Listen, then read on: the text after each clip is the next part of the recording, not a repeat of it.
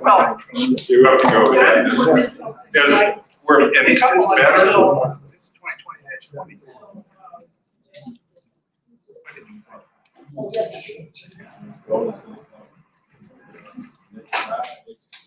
Wednesday. Got to go live, Mr. Clay.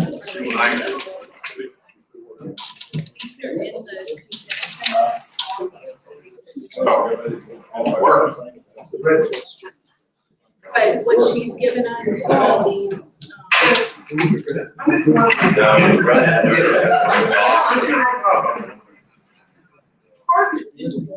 That's number 5.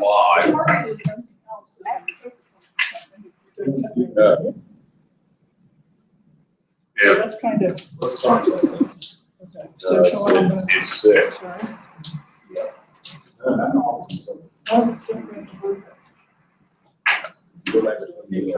No, that's 5.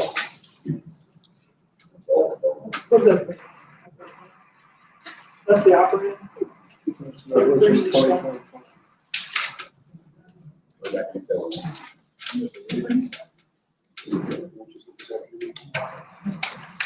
Well, I don't know what they have and what they don't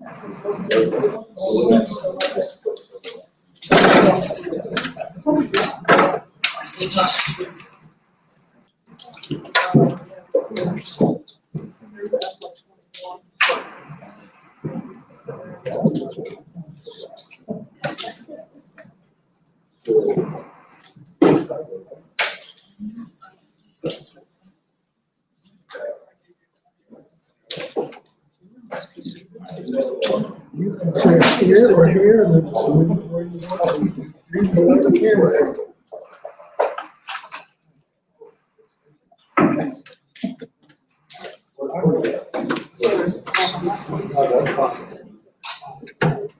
I'm going in really stage, so I'm probably not going to do.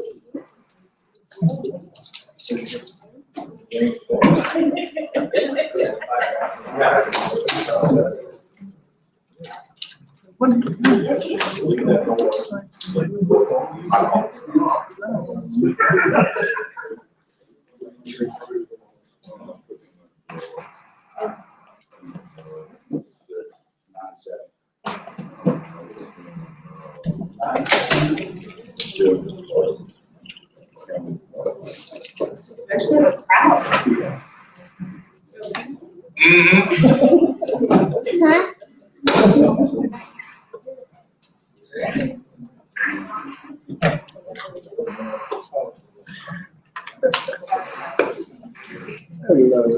So what do you have to actually do? Plug it into that, or is it plugged in on? The one that's going into Jackson's flag is probably the cable going in there. Already So I don't tested it. need to really talk about anything until 5. Yeah, when your time comes, you just plug that in. You're going to do it right now. Sure. We'll share it. I love when you do it right at the time the meeting starts. Ready? Yeah. Like call the board of supervisors to order, and let's do the pledge of allegiance and move us on. Pledge allegiance to the flag of the United States of America, to the republic for which it stands, one nation, under God, indivisible, with liberty and justice for all.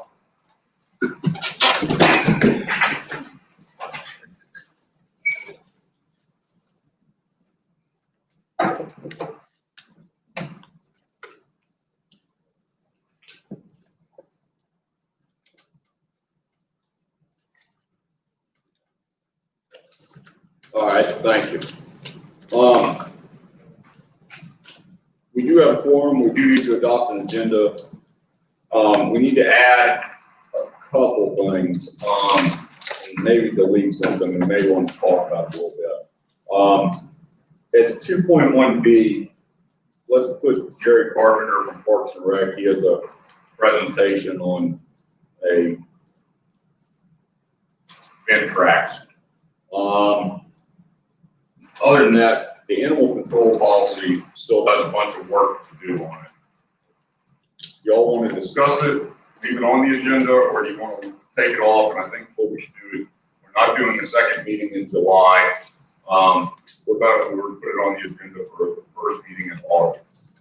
And then we can clarify everything, there's some other things that need to be put into it. Go from there. I want to leave that one. Yeah, that sounds good. Anything else we need to add, Mr. Officer? Let's double with the parcel additions for the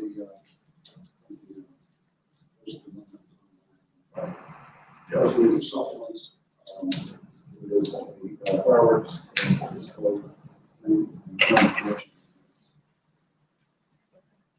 So I was originally tasked with talking to the board about how we're going to handle the debt proceeds, spending them, accounting for them. And there's a few things I actually have to ask for. So I don't know whether you want me to do that in the department comments or whether you want me to do that. With this, yeah, is that with the supplement? It's with this package that looks like this. Let's put you as 2.1C.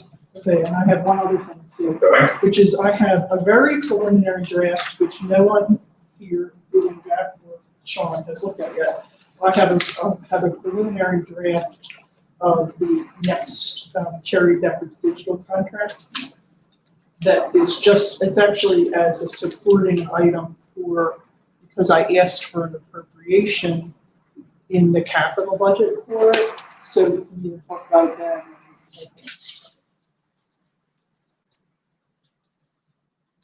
Why don't we talk about that in 2.1C, and we'll just call that info. And we're adding it. It's under Oh, okay. constitutional officers, county departments, organizations. And we'll go through all the different things you've got in there. Does that work? Where's the bond trustee thing? Where's that? 2.1C. Oh, 2.1A. No, I don't have that. No. We're good in go. So do we need to pull the appropriations out of the supplemental? I don't think we need, I don't think we need to pull the supplementals out. And then I think we're going to address all this under MJ as 2.1C. And we'll just go through whatever financial things that she needs to go through. Does that work? Anybody else have anything you want to add, delete, amend? Split the board. Mr. Chairman, I move to approve the agenda as amended. Motion made and seconded. Further discussion? Hearing none, all All in in favor? favor, signify by saying aye. Aye. Opposed, same sign. Minute second. There you go, Ms. Hall. Before we get to public comment, I think what the term is point of privilege. I got a statement. Madison County is not going to tolerate any discrimination of any kind. We all need to remember what we learned in elementary school. The golden rule: treat other people as you want to be treated. Now, even more so, is a time to lead by example. All of us need to remember how fortunate we are to live in such a great county with great people. I think it's a lot of value to it. Got a good thing here in Madison. Need to keep doing what we're doing and making the county better every year. That's all I got to say. Anybody else want to say anything? Sums it up. There you go. Public comment. Public comment. I am glad to see everybody in the room. It's been a long, long time. It's not just public safety officers. No offense to you people back there. Public comment.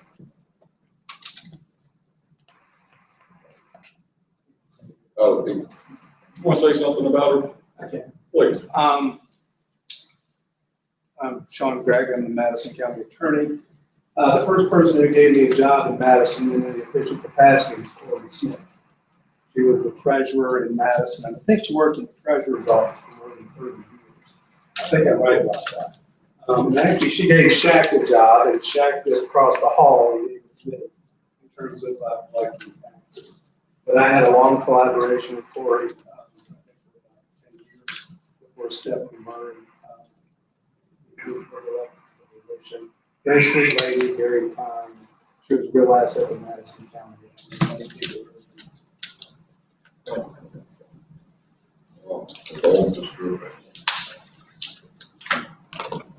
Any public comment? Any public comment? Mr. Barry, good to see you. Any public comment? Oh. Ms. Foster down there, any public comment? Nothing? Maybe later. Come back. All right. Moving on, and we need to remember that everybody needs to talk in their microphones for people on Venmo or Vimeo and GoToMeeting can hear everybody. We have multiple microphones we'll get you. Public comments over. We do need to have a public hearing on the court security fee ordinance. Greg? Very briefly, this was advertised. The Virginia code was amended so that we could increase some of the costs that are charged to people who are convicted of crimes, misdemeanors in Madison County, and actually traffic as well. It's an additional $10 increase. This money is earmarked for providing for court security.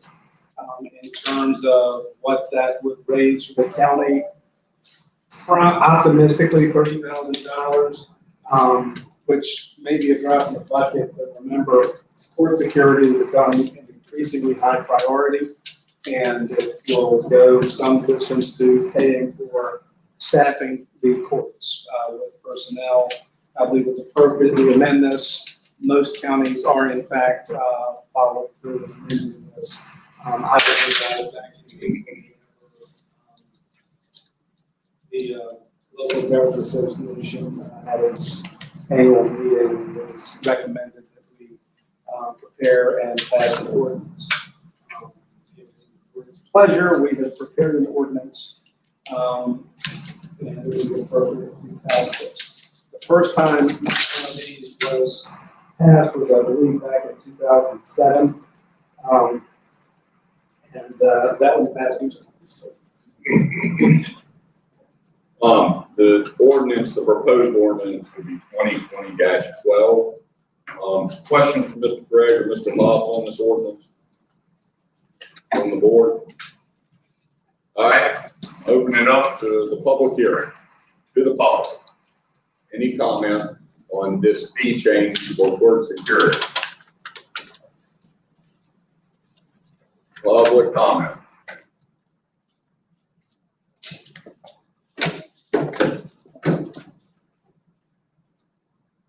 Anybody? Livingston, other than Miss Ferry? Everybody's got to use their microphone. Any other public comment? We got anything, Livingston? Well, complain about the quality of the audio, but that's it. Can they hear Clay? Well, in the air. There. Mr. Greg, put this in between you and him, Jay. Y'all critical part. Share it. And we'll pass some more down now. Huh? All right. No public comment. Supposed. Public hearing is closed. Back to the board. Mr. Chairman, I move to approve ordinance 2020-12 as proposed. Said ordinance having an effective increase in the court security fee from $10 to $20 on July 1st, 2020 pursuant to Virginia Code Section 3-3.1-120. Second. Motion made and seconded. Further discussion? Hearing none. All in favor, signify by saying aye. Aye. Opposed, same sign. All right.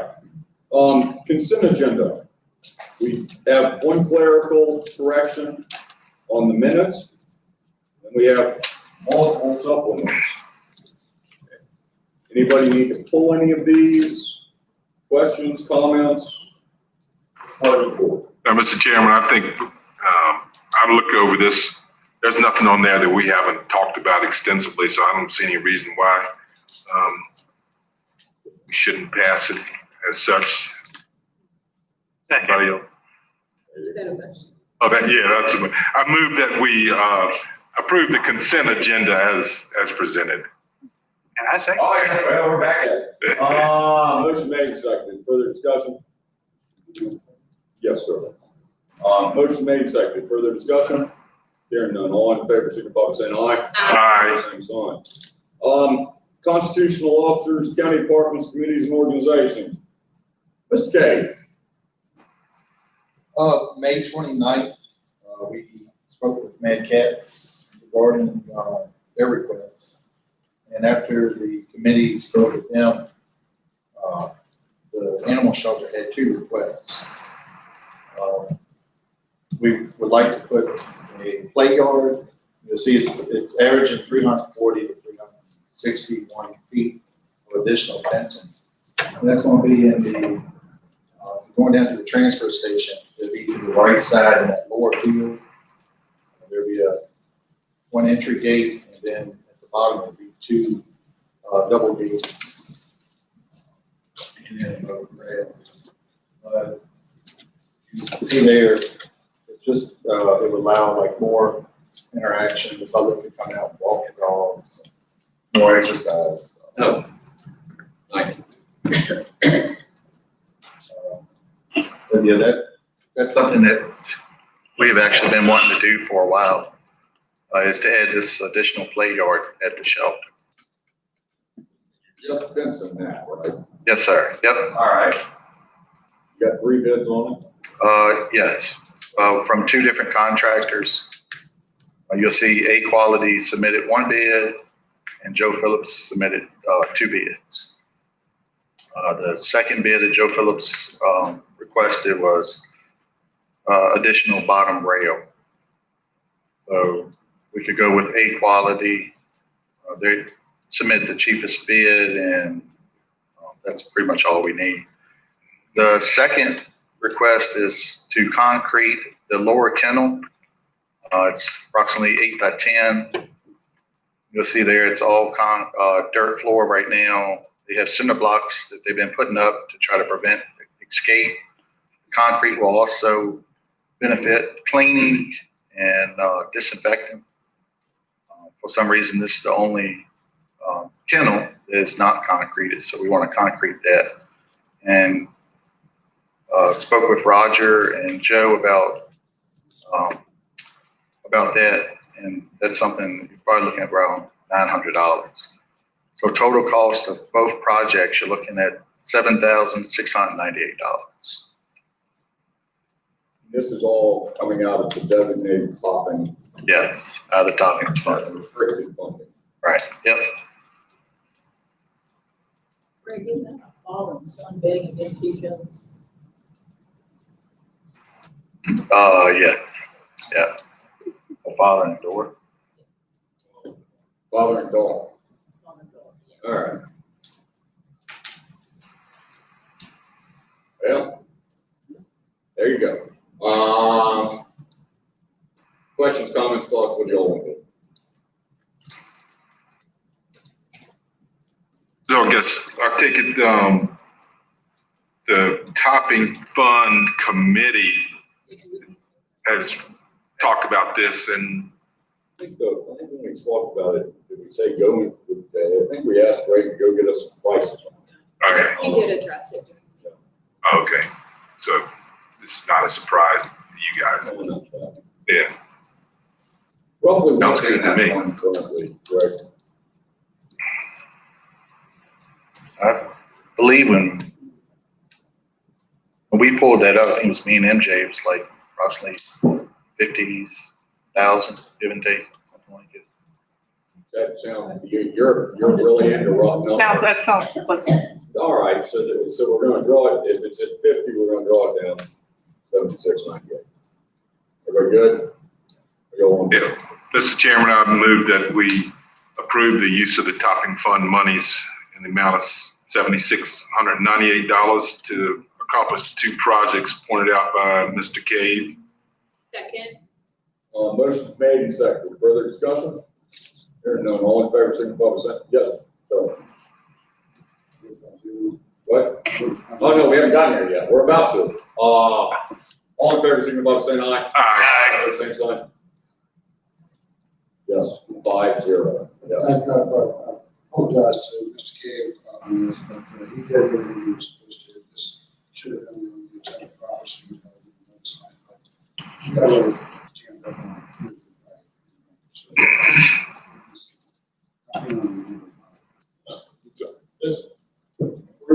facility up there was good, all the way across the board. All right, 2.1B, Jared, Hello, Mr. Clay. hello. I hand you all this little brochure I made up here of this machine. With the agreement coming official with the Madison school system in the next couple of weeks, Madison Parks and Rec will maintain 25 acres of athletic playing surfaces, including 9 baseball, softball, infield dirt areas. We also maintain another 50 acres of non-athletic field areas. Madison Parks and Rec would like to purchase a Ventrac tractor with an 8-foot mowing attachment and a ball field groomer attachment. As we gear up for another more income potential at Hoover Ridge, this machine can help us be more efficient in labor and fuel savings. Also, the ball field groomer attachment will reduce labor on dirt infield areas. This machine comes with a 2-year warranty on it and a 3-year limited warranty. We just sold some excess older equipment on Gov Deals for $8,500. We also will be retaining ownership of the school's Toro reel mower, and we'll probably put it on Gov Deals as well. We're thinking conservatively it'll bring $2,000. We'll also be getting another $2,500 from school for maintenance on the soccer and football field, and also another $2,500 from the athletic boosters for maintenance of the soccer and football field. So we're asking for the board after our Parks and Rec meeting the other night for $20,000 on this machine. The total being $35,700.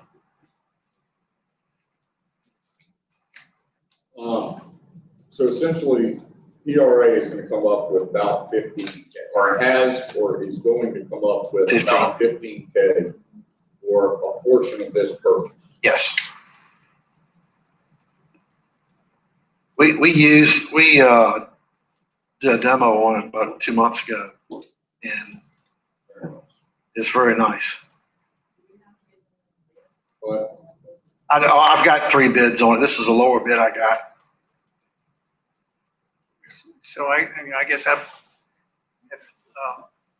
not paid attention. So what is the new deal with the Parks and Rec taking care of schools? Yeah. Yeah, our relationship with the schools has really improved tremendously. We do a lot of sharing back and forth, as we did with Roger and other different departments in the county. And so we're going to be taking over the maintenance of the soccer. We've already been doing the soccer. You've been doing soccer. So we're going to be taking over maintenance on the high school football field as well.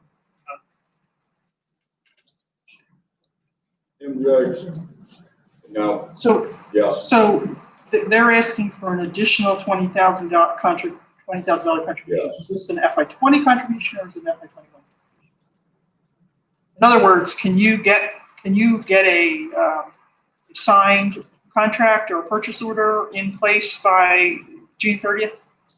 Oh, yeah. Okay.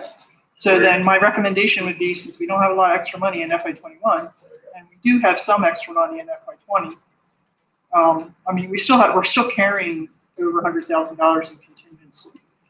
In addition to that, we have 130 that we assumed were going to be bond closing costs that we charged contingency that are going to be paid out of bond proceeds. So we have plenty of money to pay for $20,000.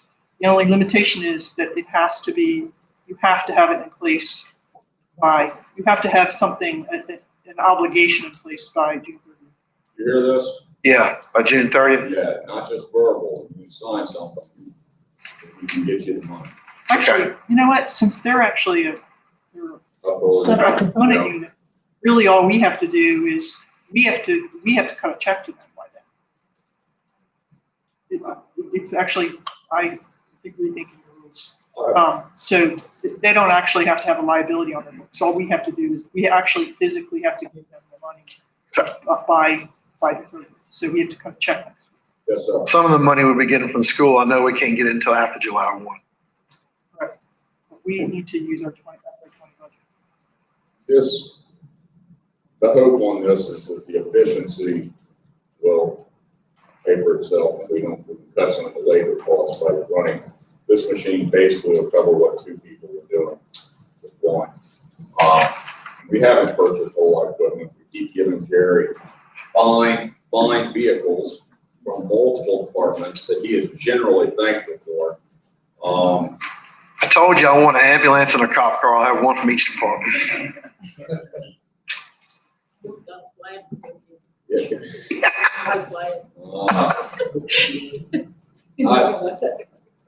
This thing comes with a bunch of, it doesn't come with, it has the potential to get a bunch of attachments with one of it. Woodbury Forest has some, and Jerry has a relationship with them, so if we could postpone purchases of some of those attachments, maybe Woodbury would be gracious enough to loan us some of them to accommodate some of the needs that we have. It's a lot of money, but what do you think down there, Carter? You're on PR. Yeah, I've heard good things about this piece of machinery, and for those of you who don't know, I attend the Madison Parks and Rec meetings, and they are gearing up out there for some income producing opportunities. The team we've got out there right now has tremendous vision. I'm impressed, and I'm in favor of supporting Mr. Carpenter on his request here. It's pleasure of the board. Mr. Jackson, I just want to clarify, is this already gone through public procurement? Yeah, we're working off of cooperative procurement. I walk off from Sourcewell. You have a question? Or you? So I don't really know that that's relevant because they don't, I mean, to you, Sean, because the PRA is a separate legal entity. So this procurement isn't the county's. What we're going to do is cut them a $20,000 check and they're going to go buy it. Yeah. Yes, I think we should continue holding the PRA to that procurement just to make sure that everything is, it's a good way to ensure transparency. So that's actually, that $20,000 would not meet any state requirement, but it would agree or comply with county policies. All right. What's pleasure? So, Mr. Chairman, I move that the county make a $20,000 contribution with FY20 contingency funding to Parks and Rec to help them purchase a compact tractor. Second. Motion made and seconded. Further discussion? Hearing none, all in favor, signify by saying aye. Aye. Opposed, same sign. Also, happy belated birthday to Jerry.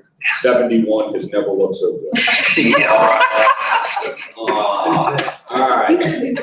Yeah, MJ, 2.1C. Okay, so I do have two other housekeeping items. Hopefully I could ask. This is the MJ time. So we have our victim witness coordinator, her salary is 100% funded with the grant.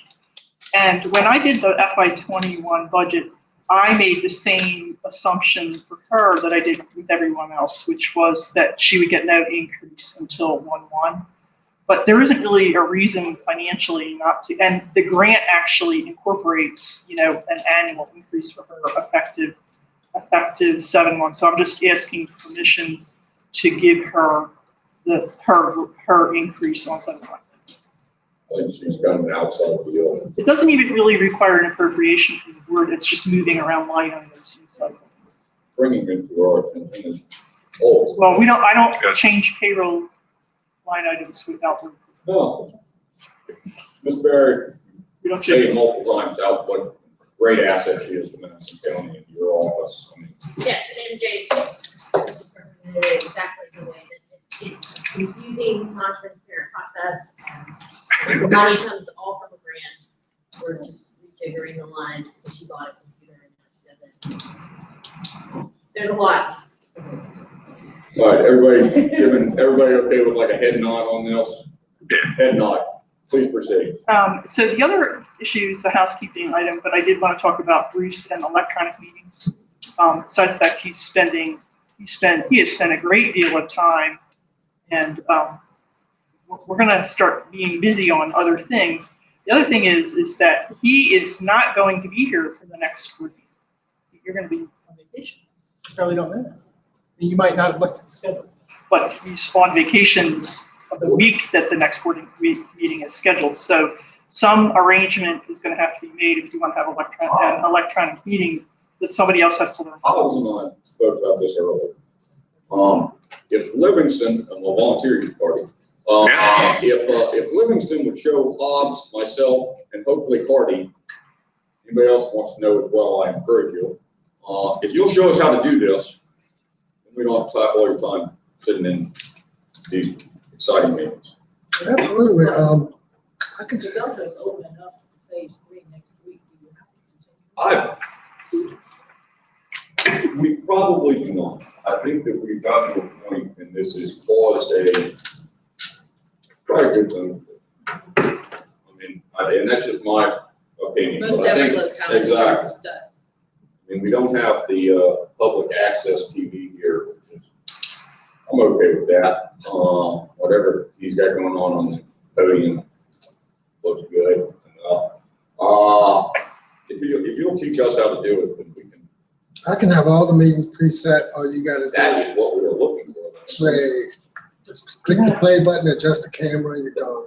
You have to practice before the next meeting because he's going to work. South Carolina. Hopefully it doesn't rain like. And you approved that? Yeah. You bring that in front of us? Marty, you get one meeting up with us one day. Yeah, We can try to figure out how to do this stuff. I figure it's well within our wheelhouse. Absolutely. We have Roger's backup, so we'll be okay. There you go. Thank you, Roger. All right, MJ, keep going. Okay, so I was asked to give a little oral presentation on what we're doing with our bond money, and actually have some open questions about some of this. So I thought I typed up one little piece of paper that says discussion of receipt of bond proceeds. So my at least the last time I heard, and this may have changed, on a net basis after we pay a lot of fees, we will have an additional $16.5 million in a bank account. Well, it's in an account. That money was proceeds from a tax exempt bond, and there are IRS rules about how you have to maintain those funds and what kind of interest rates they can earn. So the Virginia Treasury Board has established a plan called the State Non-Arbitrage Plan. It invests only in items authorized by the Virginia Code. And that money is going to be deposited into a SNAP account. It'll be under the control of the treasurer. There are actually 3 people that will be authorized to get to interface with SNAP: Stephanie, Samantha, and me. I would only envision me doing it in a pinch if something happens. But that's the way the accounts have been set up, and that's the way they're set up. So before the end of the year, so we'll get this money on Friday. We'll have 2 business days after that to reimburse ourselves for the money that we've already spent. Right now, I estimate approximately $1.975 million we'll get back. We can take it out of the bank account, take it out of the SNAP account, and put it into the county's bank account. You're going to see more of this when I go through fund balance. But that's how much we will get reimbursed. I have made arrangements with Stephanie we're going to do the transfer on 6/29, and I will give her the exact number with all the details. I will also provide Jack with all the details for all the expenditures. And that is possible based on refunding resolution. That's what we put into the school, what we've done on the architect contract after we signed the refunding resolution, and it's the $1.242 million that we paid to Motorola. So then the question becomes, after we get that money, how are we going to handle all this stuff on an ongoing basis? Kind of jumping around here to 3, but one thing, and I actually do think I need to get permission from the board to do this. My recommendation is that we set up 2 new county funds on the general ledger, one for county debt finance projects and one for school debt finance projects. So the total amount going into those funds should be debt proceeds. And it's much cleaner to do that than to mix that with other projects where you're using fund balance to pay for them. From a CAFR point of view, they'll be added together, but from a general ledger point of view, they would be separate. All right, before you go on, we need to have a motion to establish that. You do? Does anybody have any problem with that or questions about it? It seems like that's a good internal control on it. What's the pleasure of the board on those two accounts? Yeah, Mr. Chairman, I move that we establish two funds to account for the bond money, a county debt fund and a school debt fund. Second. Motion made and seconded. Further discussion? Hearing none, all in favor, signify by saying aye. Aye. Opposed, same sign. So the next Please. question is, how do we handle on all three of these projects, how do we handle ongoing payments as the projects proceed and we're using debt proceeds to pay for them? And I want to talk about the school project first because it's a little bit more complicated. Stephanie, Tina, and I have talked about this, and we've decided that the best way to handle the school project, or at least for FY20, is to let FY20 close out and to have it exactly the way it's been working, which is the construction bills go to the clerk of the works, the clerk of the works approves them, the board, and then they go through Tina and they go through the school board who approves the disbursements. After that happens, then at the end of a month, I would look at the numbers and I would tell Stephanie to transfer them. I've confirmed with Davenport, there doesn't need to be a one-for-one correspondent. You can't take the money out ahead of time, but you don't need to take the money out immediately. You know, it could be 2 or 3 weeks later. It's no problem. And right now we have enough cash flow to do that.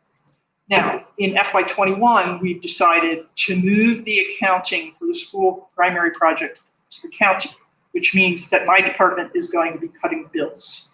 So the process is going to be the clerk of the works approves the bills, they get sent to my department, we cut them, but what my recommendation would be, since the county needs approval level on many millions of dollars of disbursements, my recommendation would be is that we handle these disbursements the way we used to handle accounts payable, which is we cut the checks right before the board meeting, they come to you, you approve them, and then we release the money after you approve them. In addition to that, what I would do is I would also give you an actual budget report with every series of checks. So you can see both where we are on the project, and you can also see the check detail of all of how much we're actually spending. Where does the school board fall into that? Well, Tina has told me that if the school board is not cutting the checks, that the school board does not need to approve the bills. In fact, she said it would be better if we're cutting the checks out of our books, that the board of supervisors needs to approve the bills. So what you would basically be relying on is the clerk of the works underlying approval. Yes, but you said originally that you are going to be cutting bills. What you're going to be doing is cutting checks. Well, we don't have a way of processing accounts payable without cutting checks. There you go. Just one. So the checks would actually be, I have to say, the checks would be cut before you actually see them, but they wouldn't be dispersed. That's fine, but Which is the way that will give us a list to start working down, and we'll approve them and just be done with. Right. Go ahead. But the school board would actually make the recommendation or would approve. No. I'm particular. No, not the, Clerk of the works. oh, okay. We should be forwarding though the list that you put together with the checks. Right. We should be forwarding that to the school board so that they know and are aware of what's going on with the whole thing and how much this thing is. And are culpable. Yes. Yeah, that's fine. But I mean, the biggest question is, does the board of supervisors feel comfortable relying on the underlying approval of the school board of works? I guess that's, I mean, because that's what you would be doing. so, Go, yeah, please. I'm trying to remember, I'm looking around if anybody can confirm or, well, I sat on the CIP committee for the school with Bill Campbell, and, that was fine. And we had the clerk of the works, we would have a monthly meeting, I guess. And during that meeting, we would take it with the advice of the clerk of the, whatever we called the guy, very, very competent person. Mr. Yeah, I can't go Skanska. No, No, he was that's just- Skanska's now. It's Mr. Or What's his name? What's John Holland's father's name? Barrett. Mr. Barrett was the clerk to work. Yeah, and so I think we approved the invoices for payment in that meeting, but I guess that was happening out of school. So this is coming over to the county now. If it's coming through our books, they're not gonna have they should be able to put together the same list as what you were talking about doing when you cut the checks. Right. And it should go through the CIP. I heard that was a very good meeting with you and Bill. And everybody got along. But we should be approved, that's correct. We should be approving them through CIP and then passing it on here.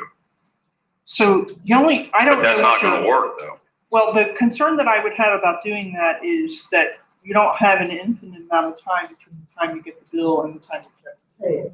So you would have to figure out the schedule with all these different approvals so that we make sure we pay all the bills on time. But I have to say, between Stephanie, me, and Tina, we really think it's a good idea for the county to pay the bills, because if you don't, we have to go through a large reconciliation process. Everybody okay with the county doing it? Hobbs has a comment. Hobbs? Yeah, this is a coordination problem.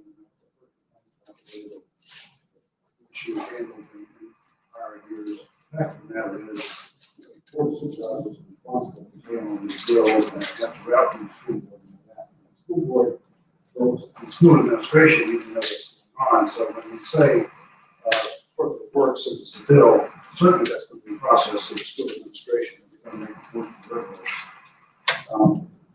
And that's fine. So we have to count on their management folks to keep an eye on what's really a project management. It's like double structure like that. My concern would be, once the bill occurred, we have to pay it. You can't prove it. So an issue is how much money to appropriate for this project. Because there's a fair amount of money in that school project in contingencies.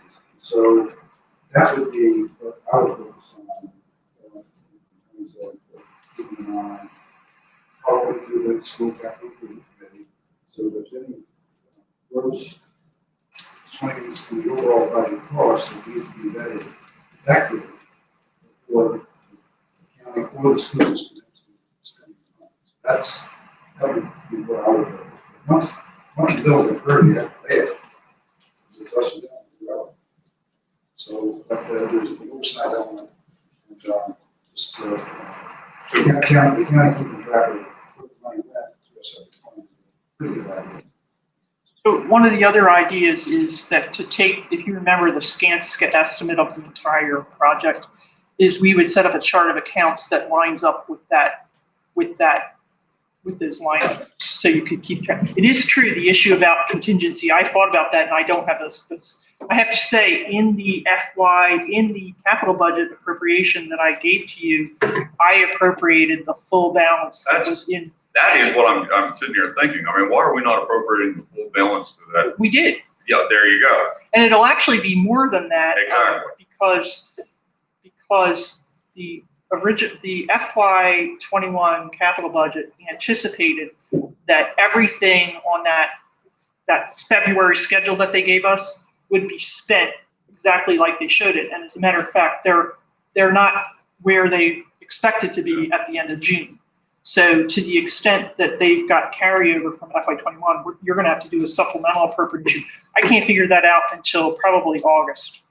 I will do a true up, is what I'm trying to say. And I understand we have to show it's the total budget. But there's more than just the TAP contract, the Skanska contract. There's contingency, there's some knickknacks for asbestos and this and that, there's furniture. So there's more in there than just construction that we probably ought to keep an eye on. Just as an oversight. All right. You can't.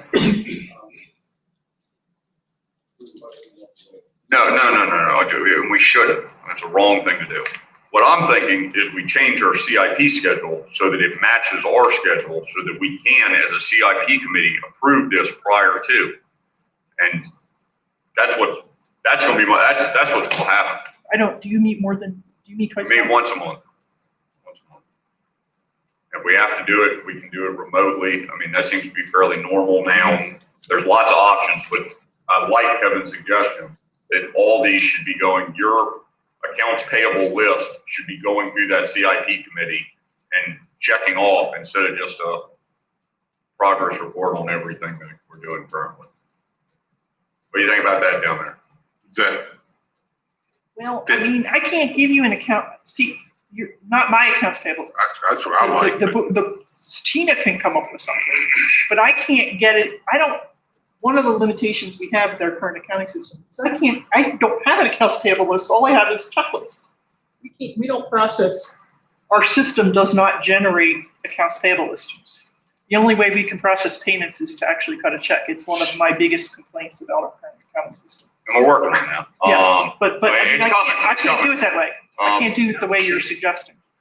Stephanie wants to stay with the breeze. Certainly we should be able to figure out some kind of checklist. I don't care if you call it accounts payable, I don't care what it's called, but it should be a list of this is what we are paying to who and what we're getting for those payments. And we should be getting them, and they should go through CIP so we can approve them here when you do cut the checks and go through the whole deal. Is that?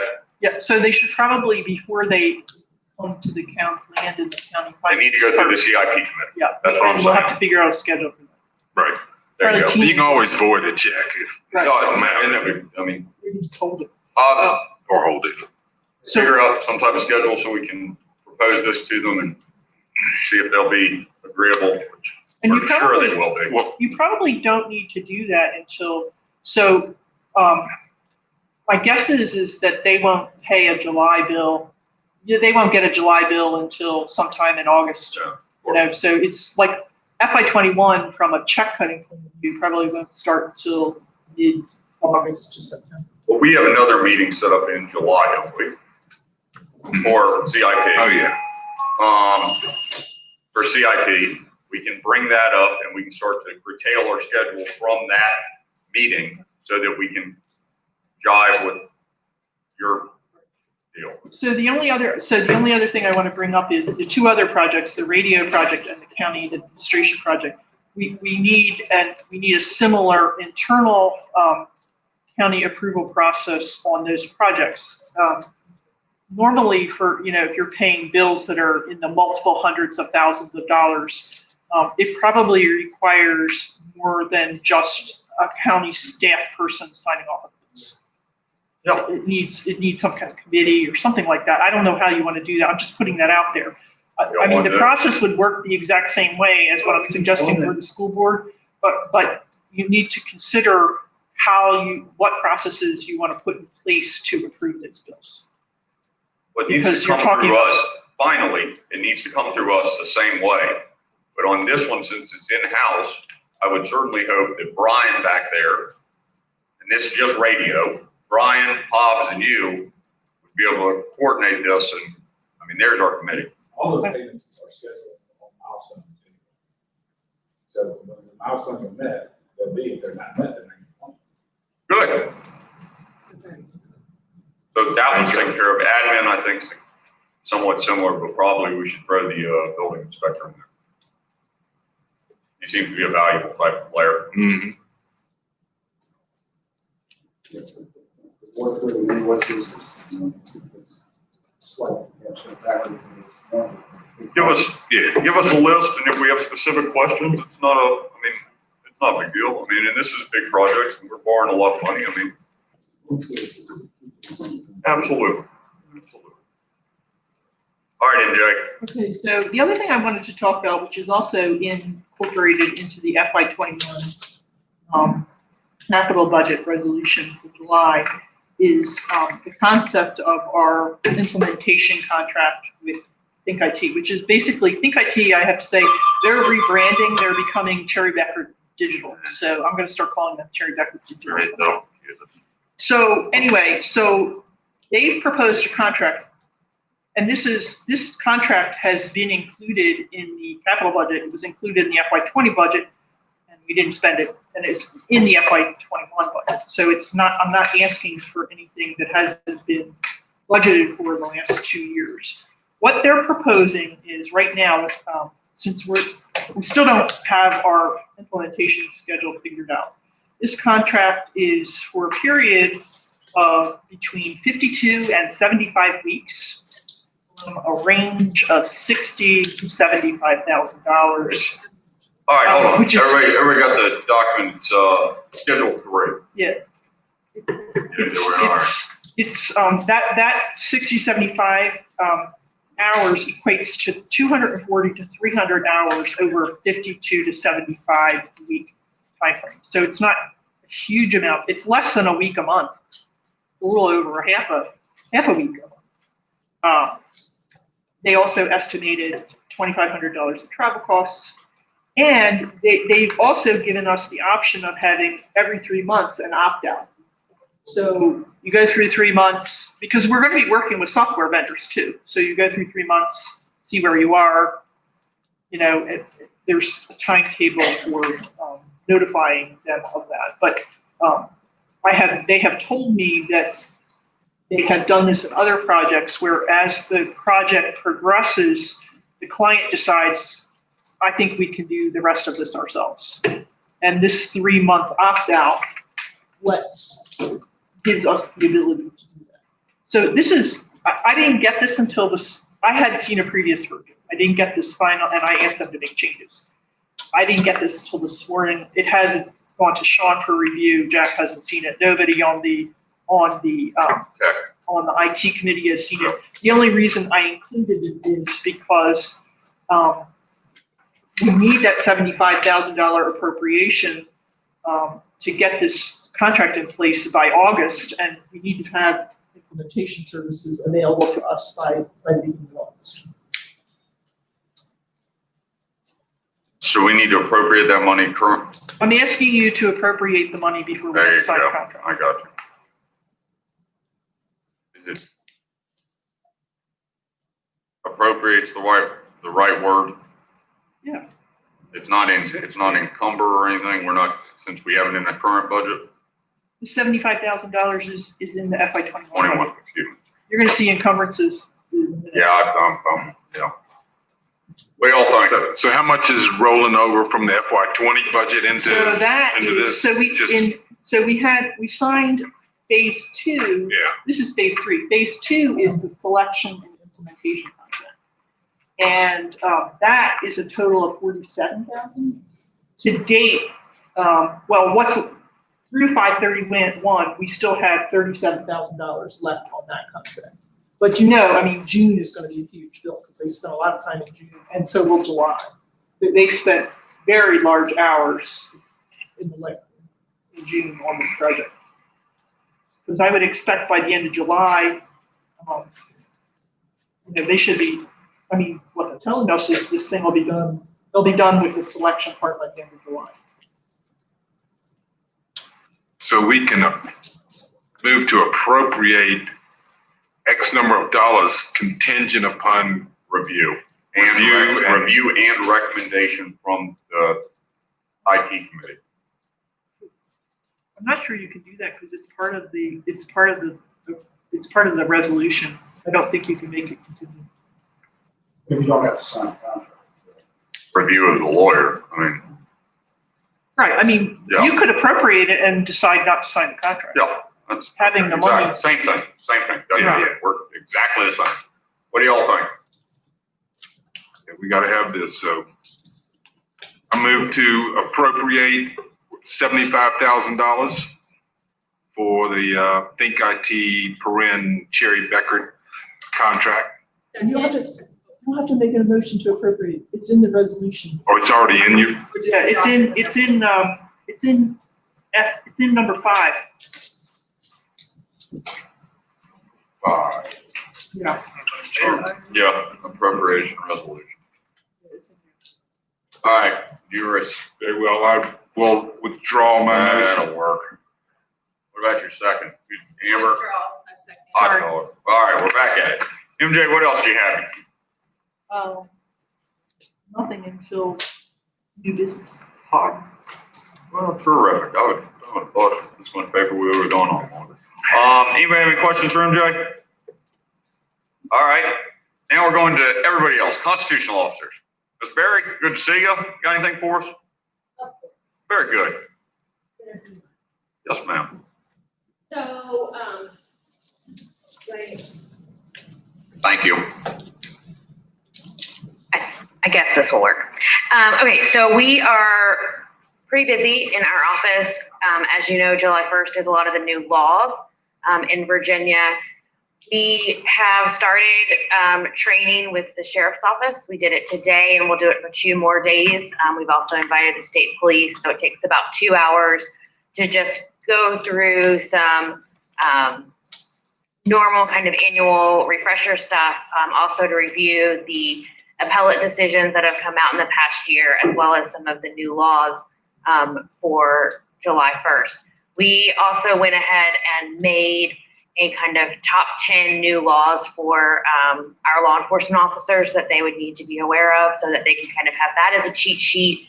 We provided some checklists for them to use when reviewing domestic violence incidents and for DUI, especially DUI crashes. We've provided a strangulation assessment and some information about that. Strangulations are statistically, they're very dangerous for victims, and there's also some evidence that shows that defendants or suspects who strangle someone are also more likely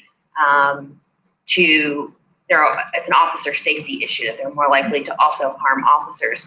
I think the statistic is that if you are strangled sorry? Never knew this. Sorry. Yeah, if you're strangled and you survive by a domestic partner, you're about 7 times more likely to die.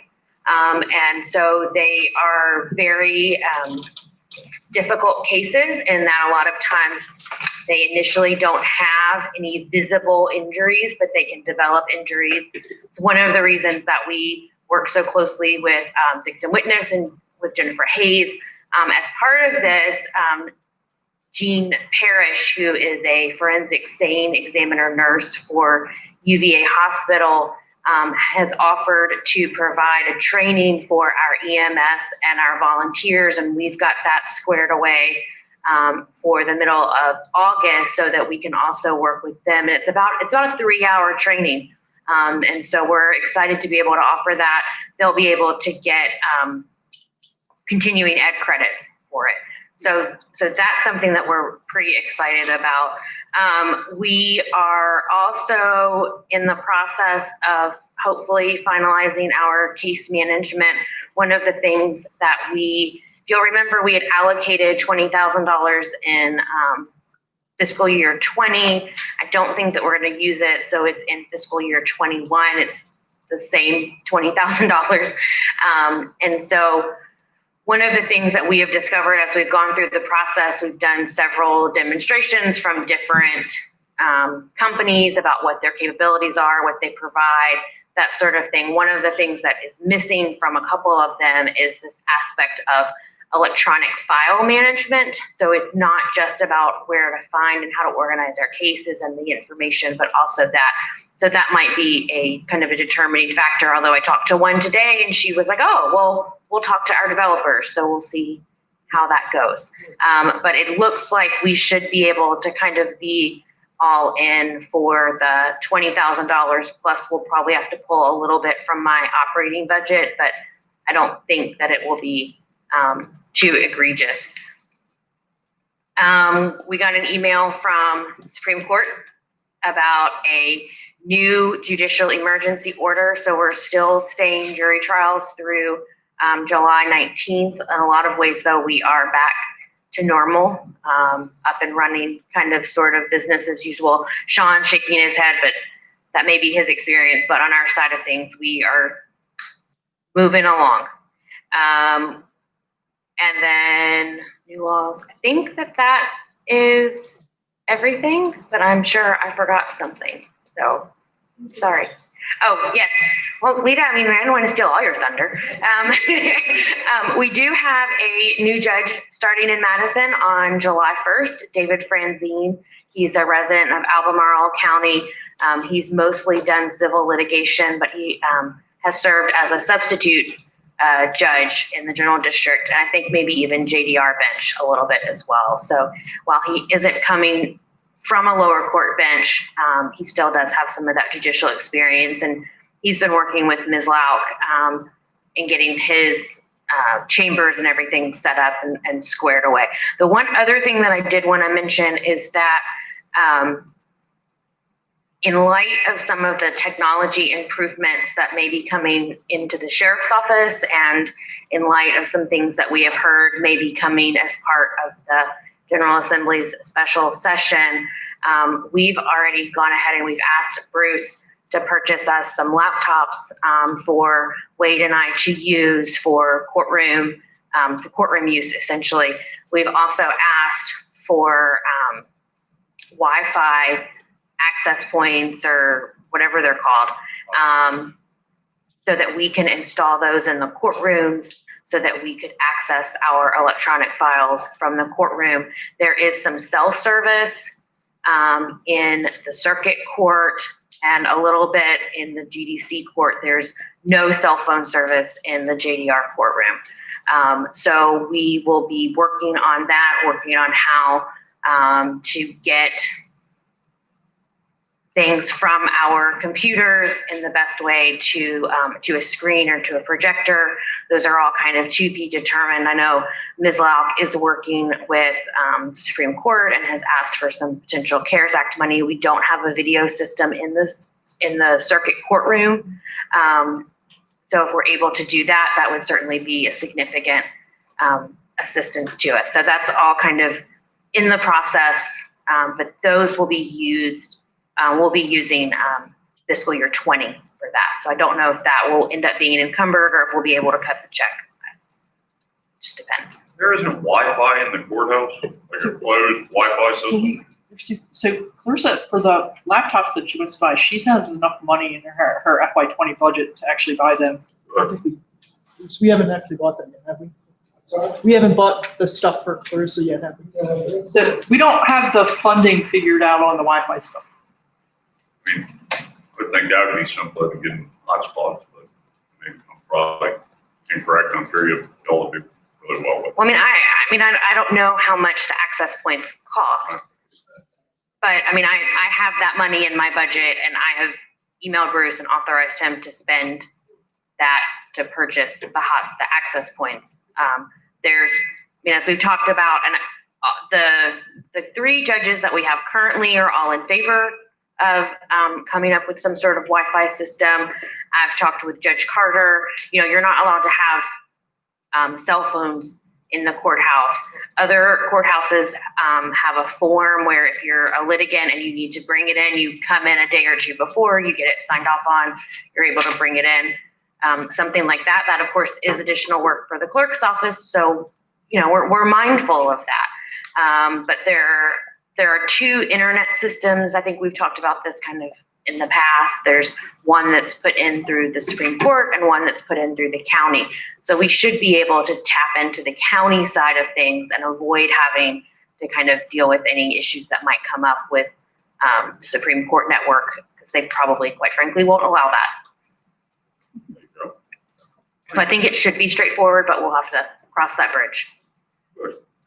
Questions for Clarissa? Normally I work all the way across the back, but I feel like we're on court discussion. Ms. Lau, you've got like a big presentation. We love this. It's not a PowerPoint. We're really happy. It's not gonna take very long. So I noticed on MJ's appropriations for my supplemental that I never really explained to you all what some of the supplementals are for. So I thought I would kill 2 birds with 1 stone here. That is the Virginia State Library grant, and that we just got. And it repaired our birth books, deed book 8, deed book 40, And the one I'm most excited about is the Shenandoah National Park map. As you can see from those first couple pages, it was in horrible shape. We couldn't even unfold it. It was torn in so many places. I've asked and I had asked and I had asked to get it repaired. The state library just kept putting me off and putting me off. I actually got somebody from the state library to come up and look at a couple of my books. And while they were here, I was like, why don't you take a look at this map for me? They did, and they agreed it had to be fixed. There was 2 grants last year. I had only put in kind of in my budget for 1 grant, but when the second grant came up, I couldn't pass it up, especially getting this map fixed. So the map is fixed. It's back in my office. I had asked for 2 additional copies so that I could give the Historical Society 1 copy of it. And so this is the copy. Again, like I said, it was, as you can see from the front page, it was in terrible shape. But this is repaired. The copy. That's great. It's huge. Mr. Lacy and I need to find somebody to donate a frame, make a frame for us so that we can hang it up. I'd love to have it framed. You need a big wall too. Where are you gonna hang this thing, Maxwell? Where do you get a wall like We that? gotta get somebody to make one. That's awesome. But this is what That is absolutely donated great. to the Historical Society. And just so you all see, this is what comes from the grants.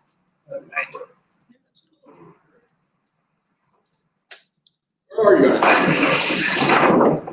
Mr. Lacy, here is your name.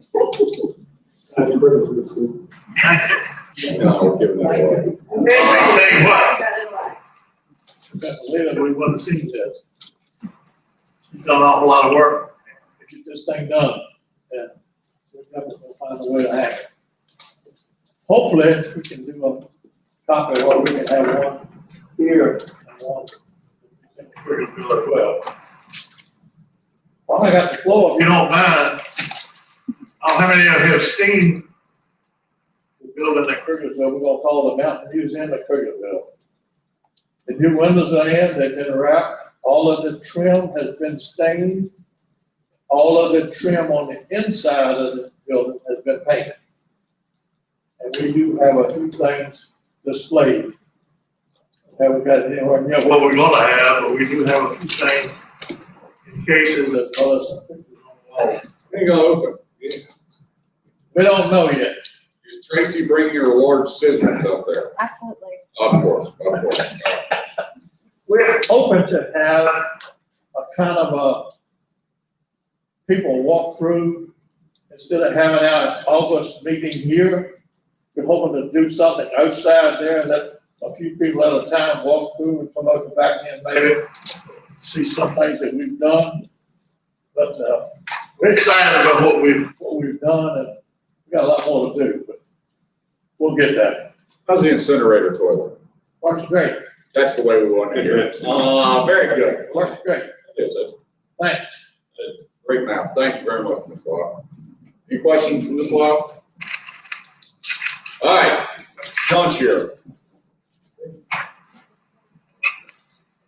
Well, I guess we'll go over the numbers for Madison again. I know it's kind of redundant. We've been chasing this thing for a couple months now, but we're moving in the right direction.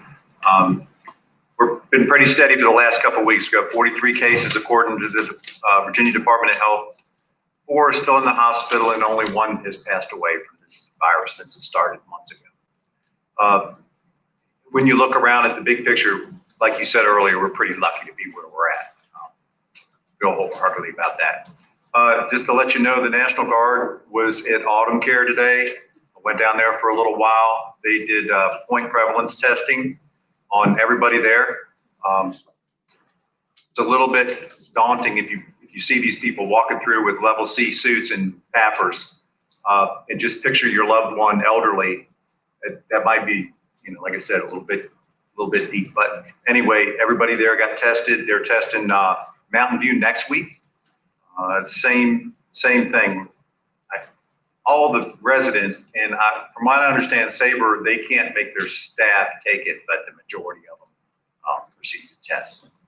The state is continuing to test age 12,000 people a day with a 6% positivity rate. So that's still pretty good when you look at the big picture. And all the numbers are declining, and I'm sure everybody saw the governor. If you didn't, phase 3 goes into effect on July 1st. So all the numbers are going in the right direction. Let's see here. The main takeaway from the governor's talk today was 250 indoor and 1,000 outdoor for social activities. There is some guidelines in there, and he also did apologize. He said he's trying to address the lack of clarity, which anytime he comes out, I'm sure there's a ripple effect of a bunch of questions. But from what I took, 250 indoor and 1,000 outdoor for social gatherings. And there's going to be some new guidance coming out from BDH regarding long-term care facilities. In the past, they haven't been really forthcoming with all the information about breakouts, but for some reason now they've looked at a couple of different directions, and they're going to start, I guess, notifying people more often when they do have an outbreak in a long-term care facility. That's a good thing too. So that's really all I have. Working with Noah on some issues and Brian on the radio project. That's it. Questions for John Shearer? Thank you, John Shearer. Are they just going through the whole state and testing pretty much every senior? They have to request it. And also the National Guard, from what I understand, is only going to be doing this for another 2 weeks, something like that. And then if they request it, they're going to have to pay out of pocket to a private company. Oh, very good. Why wouldn't you take advantage of the opportunity? Now you know why they're getting on the phone. And your vehicle looks nice too. Thank you. Yep, new vehicle replacement vehicle came in a lot safer and a lot more reliable. So, thank you. Fine door. Working the radio system right now, working on nailing down the last 2 sites. Had a lot of success with Brockhampton Electric, as well as community wireless structures for the site, the southern end and the western north end. Still trying to nail down for sure the northeastern side. And I had a meeting with PRA about a week ago. It was very beneficial. That site's going to proceed on that location, just nail down the exact location there. Next generation 911, our call handling equipment should be refreshed and upgraded by mid-September. It was supposed to have been done by the first part of this month. COVID pushed all that back for obvious reasons. We have established text 911 and we are hot on our end. The cell phone vendor stuff to test to turn it on one area. But we are able to take 911 right now. So you're going to do some type of Right. unneeded PR campaign to inform people that Right. that is an option. When the tests go through and they turn it on, I'm racing with something on that end as well as Facebook, racing in my list. Greg K, how are things going out there? Busy. Trying to get through this, animal control policy, if you can see us. Hopefully we can do the grip on it, it's a work in progress. So, as soon as we get that straight, bring it back in front of you to review. And then just waiting to see all the new laws that will come into play July 4th, especially this tethering law.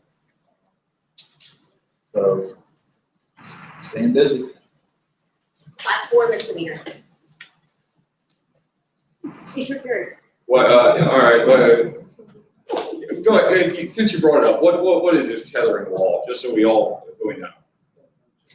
What? No, no change. Don't put your dog on a chain?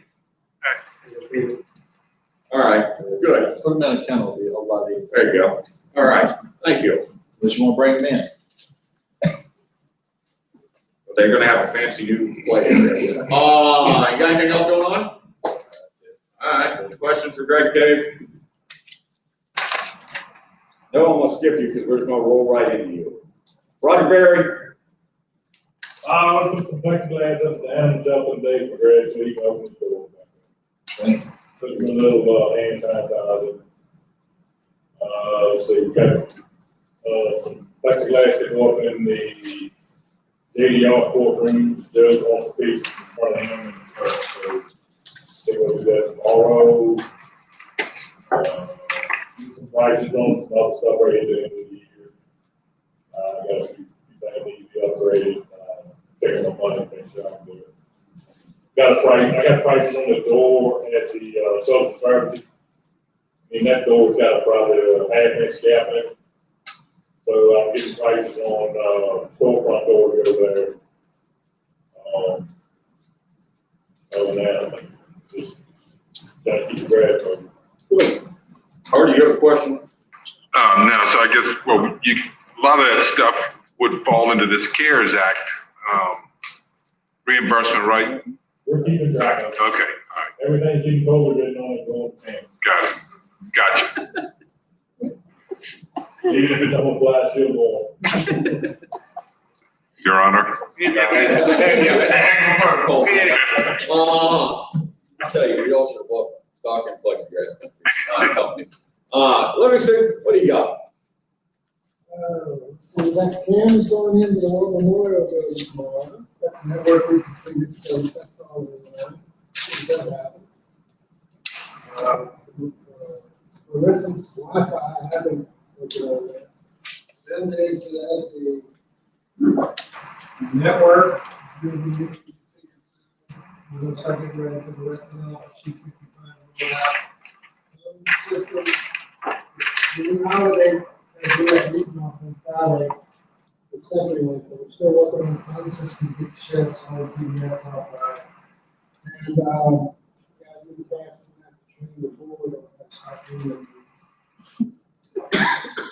All right. Mike, questions for Livingston? Tracy?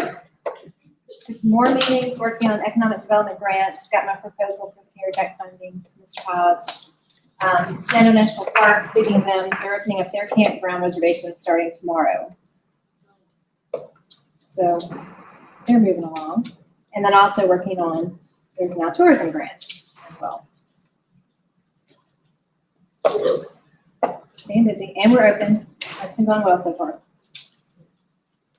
All right, any questions? We've asked everybody. Noah? So things are good in our shop. Call volume remains to be a little on the low side, which is a good thing. We should receive word July 1st on the RSAF grant.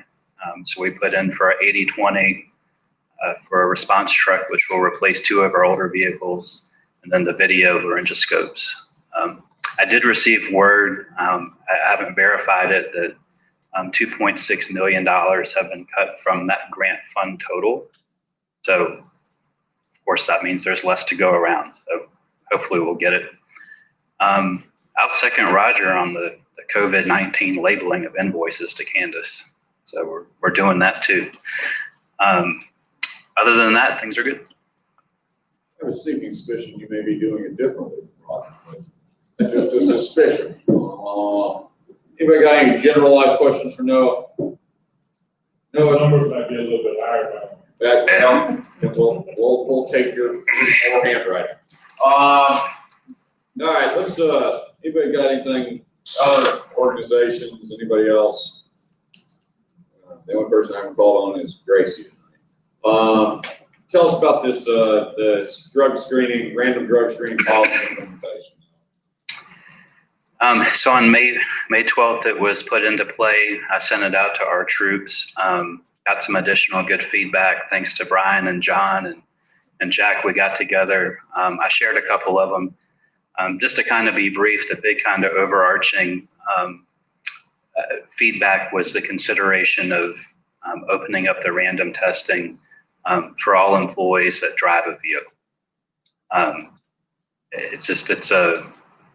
And I get their point. I mean, if you hit somebody, they're hurt, they're maimed, et cetera.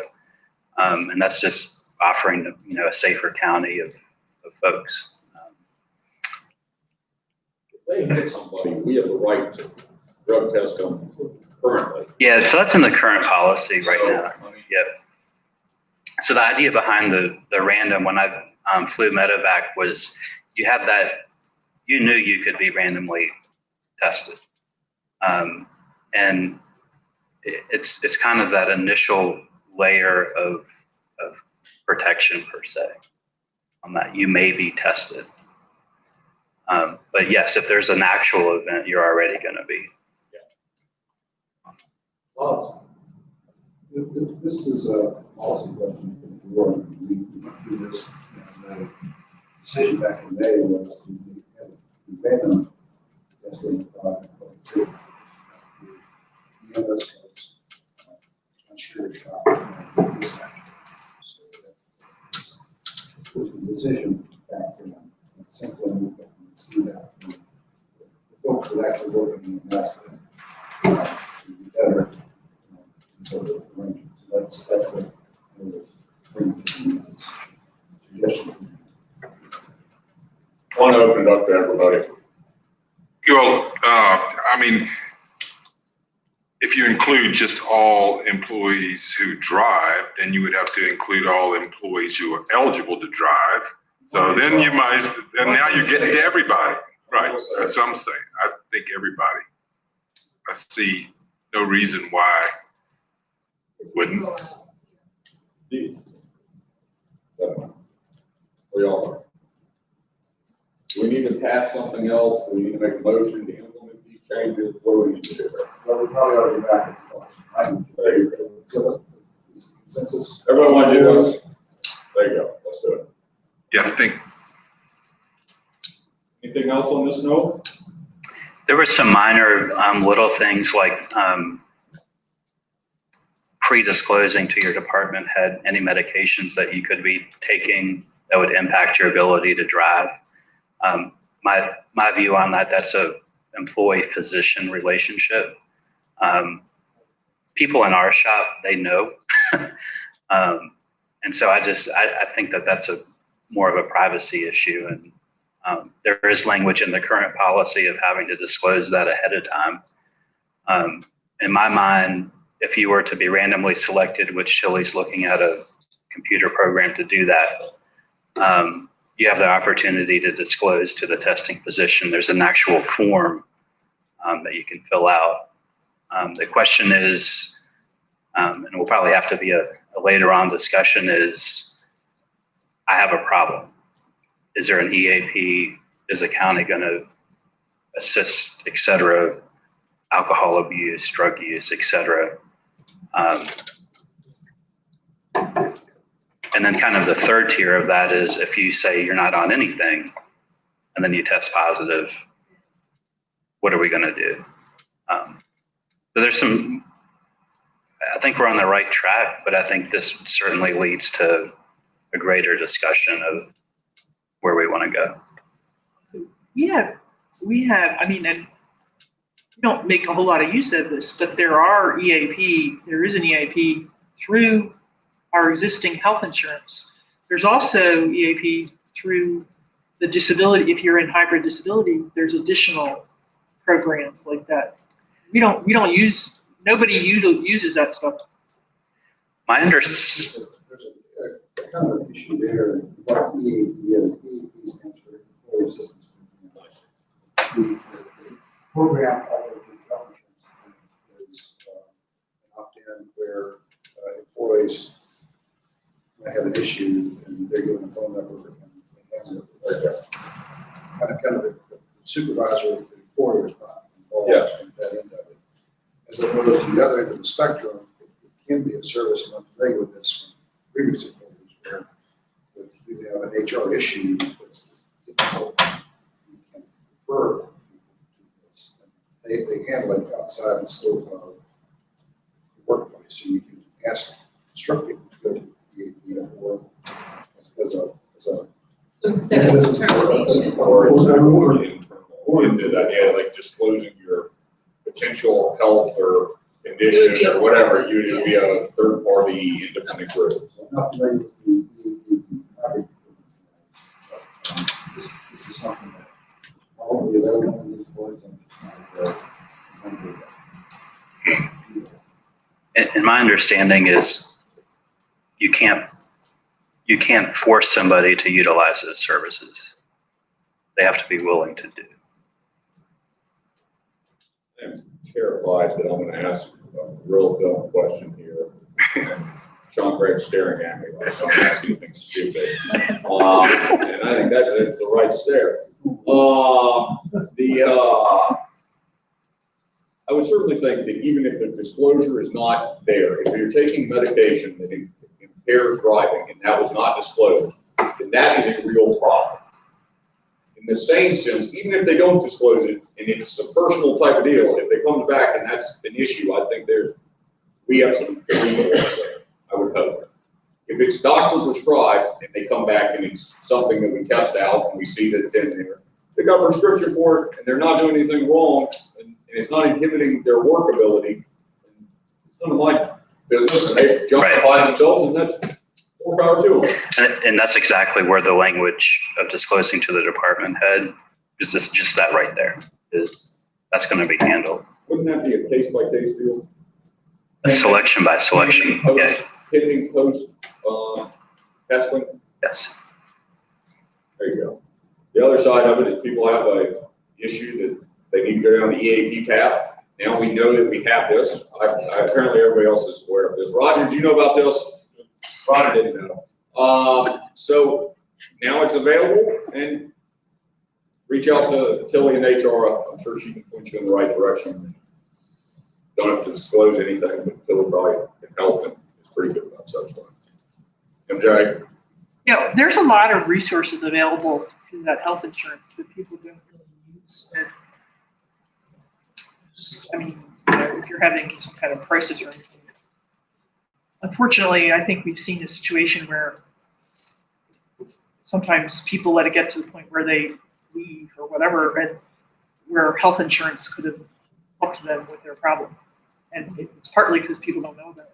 So, I mean, maybe it's something we need to talk to department heads about, I don't know. There you go. Maybe mention it in one of these. We're still doing staff meetings. We haven't asked that question. Mention it in staff meeting. That seems appropriate. Anybody else have questions on this, comments on this? But Sean Gregg stare at you too. All right. I did skip one person in this thing. No action needs to be taken at this point, except that we're going to add all employees across the county. I did want to reach out. Is Miss Murray on one of these platforms?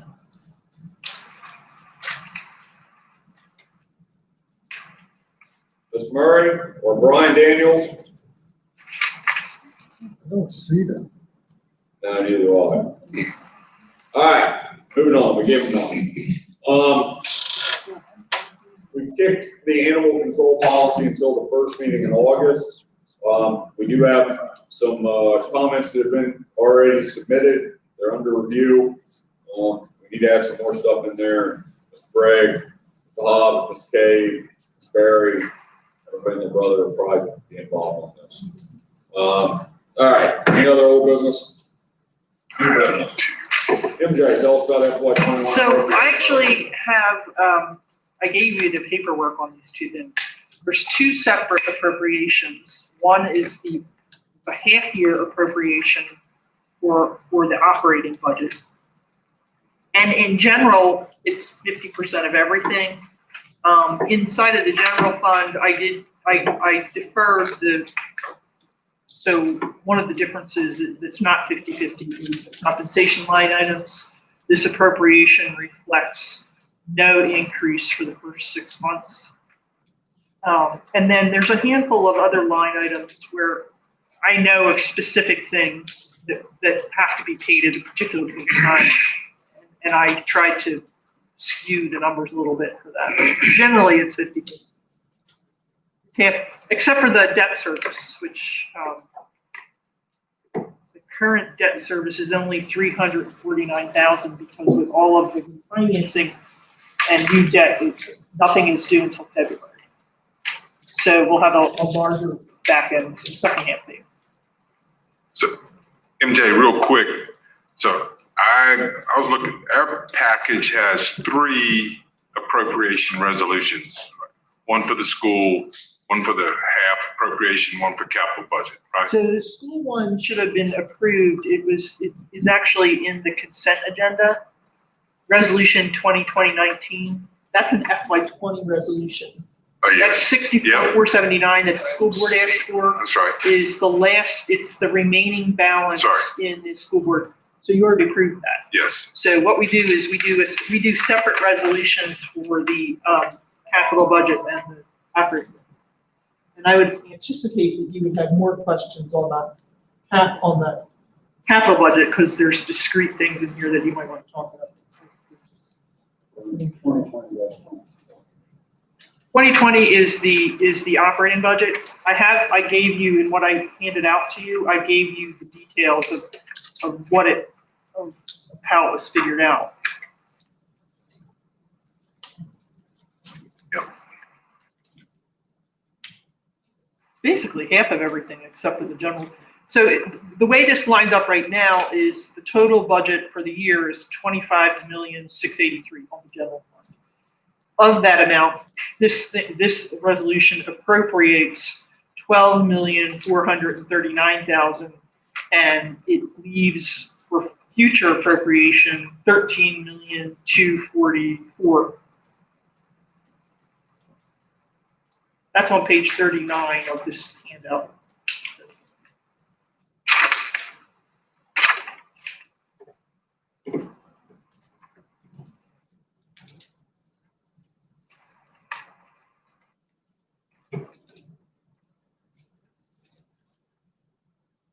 Anybody have any questions? I can't really answer anything.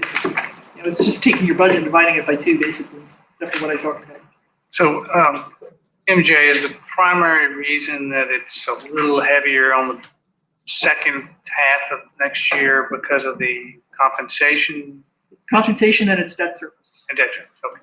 Yeah, but the debt service actually isn't going to fully materialize. I'm going to talk about that a little bit when we talk about fund balance, because the debt service will actually be, it's like almost $400,000 lower than what's in the budget based on the refinancing. It's basically because you refinance those 2 existing pieces of debt and you spread it out over a longer period of time. So your annual debt service payments are down. So that will you'll never see all of that. I won't ask for all of that to ever be appropriated. All right, does anybody have questions on this one? Done. Comments? So I can talk this one. We've been through it. Mr. Chairman, I move to approve resolution number 2020-20. Second. Motion made, second. Further discussion? Hearing none, all in favor, signify by saying aye. Aye. Opposed, same sign. All right, let's go to the next one, Joe. So the next one you probably want to look at is 2021. Thank you. Okay, so for some reason I couldn't find it here.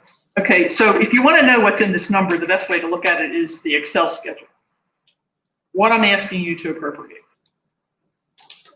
I'm asking you to appropriate on the public safety radio project. I'm only asking you to appropriate, and this is not an encumbrance. I'm asking you to appropriate the balance on the management contract, which was built into the FY21 budget. I haven't asked for anything more because I don't think we know beyond that management contract. We don't really have definitive numbers on how much the radio project is going to cost. So until we get that, I'm not going to ask for an appropriation on it. On the ambulance, and this is, I guess you'll have to figure this out. This has gone around in a lot of iterations, but what NOAA originally proposed was to buy one ambulance, and you got a deal where you could buy the ambulance and equipment to go into it for over 5 years at 0%. So rather than using the whole 275, I'm asking for what the first year payment would be if you finance this third ambulance, which is $66,962. if you decide to buy an ambulance through the CARES Act money, I don't know what this does because it's already appropriated. I think potentially you could buy a 4th ambulance through that CARES Act money, but there would be issues if you tried to do that on when you get it. So I'll just put that there. On the equipment replacement, that's a standard, the 20,000, that's a standard amount that it goes into Roger's budget every year. The case management that Clarissa talked about is in this appropriation. The 75,000 contract for Think IT that I just talked about is in there. HVAC and parking lot, they're also standard things that go into Roger's department. We normally appropriate them at the beginning of the year. On the Thrift Road project, I only asked for the remaining, since we don't have a construction contract, I've only asked for the remaining balance on the contract that's actually outstanding right now with Norm Smith. Sorry, I forgot the name. And then on the primary school, I asked for the whole thing. I asked for the whole $7.8 million because I don't have any way to meet. The control, I think, is going to happen at the CIP, in the CIP group. It's not going to happen at the appropriation level. So the advantage of this is once I do the true up with FY19 and add this in, that's the total project cost, and you'll really see where you are on the project. So it's easier to appropriate the whole thing than to appropriate it in pieces. I'm fine with appropriating the whole thing. What about the sheriff's cars? The sheriff's cars, okay, the sheriff's cars, we're going to talk about that on conferences. The sheriff's cars are not part of the FY21 budget. They were appropriated out of contingency, and they're already in the FY21 budget. That's going to be an encumbrance, and that's in my next section. Yeah, this is the appropriation of of items that are in the FY21 budget. And the first column is the full budget, and the second column is what I'm asking for in the law. All right.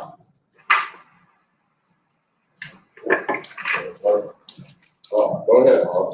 The school renovation appropriation, this is the complete balance of the amount. And so, if I understand it right, that appropriates the money from the school board, and would include that contingency. Which I'm not really concerned with that. If that's appropriated, then. It actually isn't appropriated to the school board if we're going to pay bills. I mean, they aren't going to be. American. No, it's not. And the school CIP. No. It's not going to be in their accounts. It's going to be on the county's fund, school capital fund, and the bills are going to be paid by my department. And the approval is going to be in the CIP committee, which. Yeah. So I'm just recommending, since we don't know where we are on this project, to keep track of total project costs and really understand where you are on the project, you need to have the whole amount in the budget. To try to appropriate it in pieces would be very confusing. I mean, if it's a $9 million project, you want to know where you are relative to the $9 million. So this is the way to do that. And the controls are not at the, in the appropriations. The controls are what CIP committee approves and what the county decides to pay. So I think there's significant enough controls to worry about that. So I need to get this across to the school folks, the CIP committee, put out like purchase orders. Purchase orders to be approved by somebody for the money. That's what appropriation is. See, or see. So that's the concern. Once the bills are incurred, you have to pay it. That's fine. You have to be short-sighted.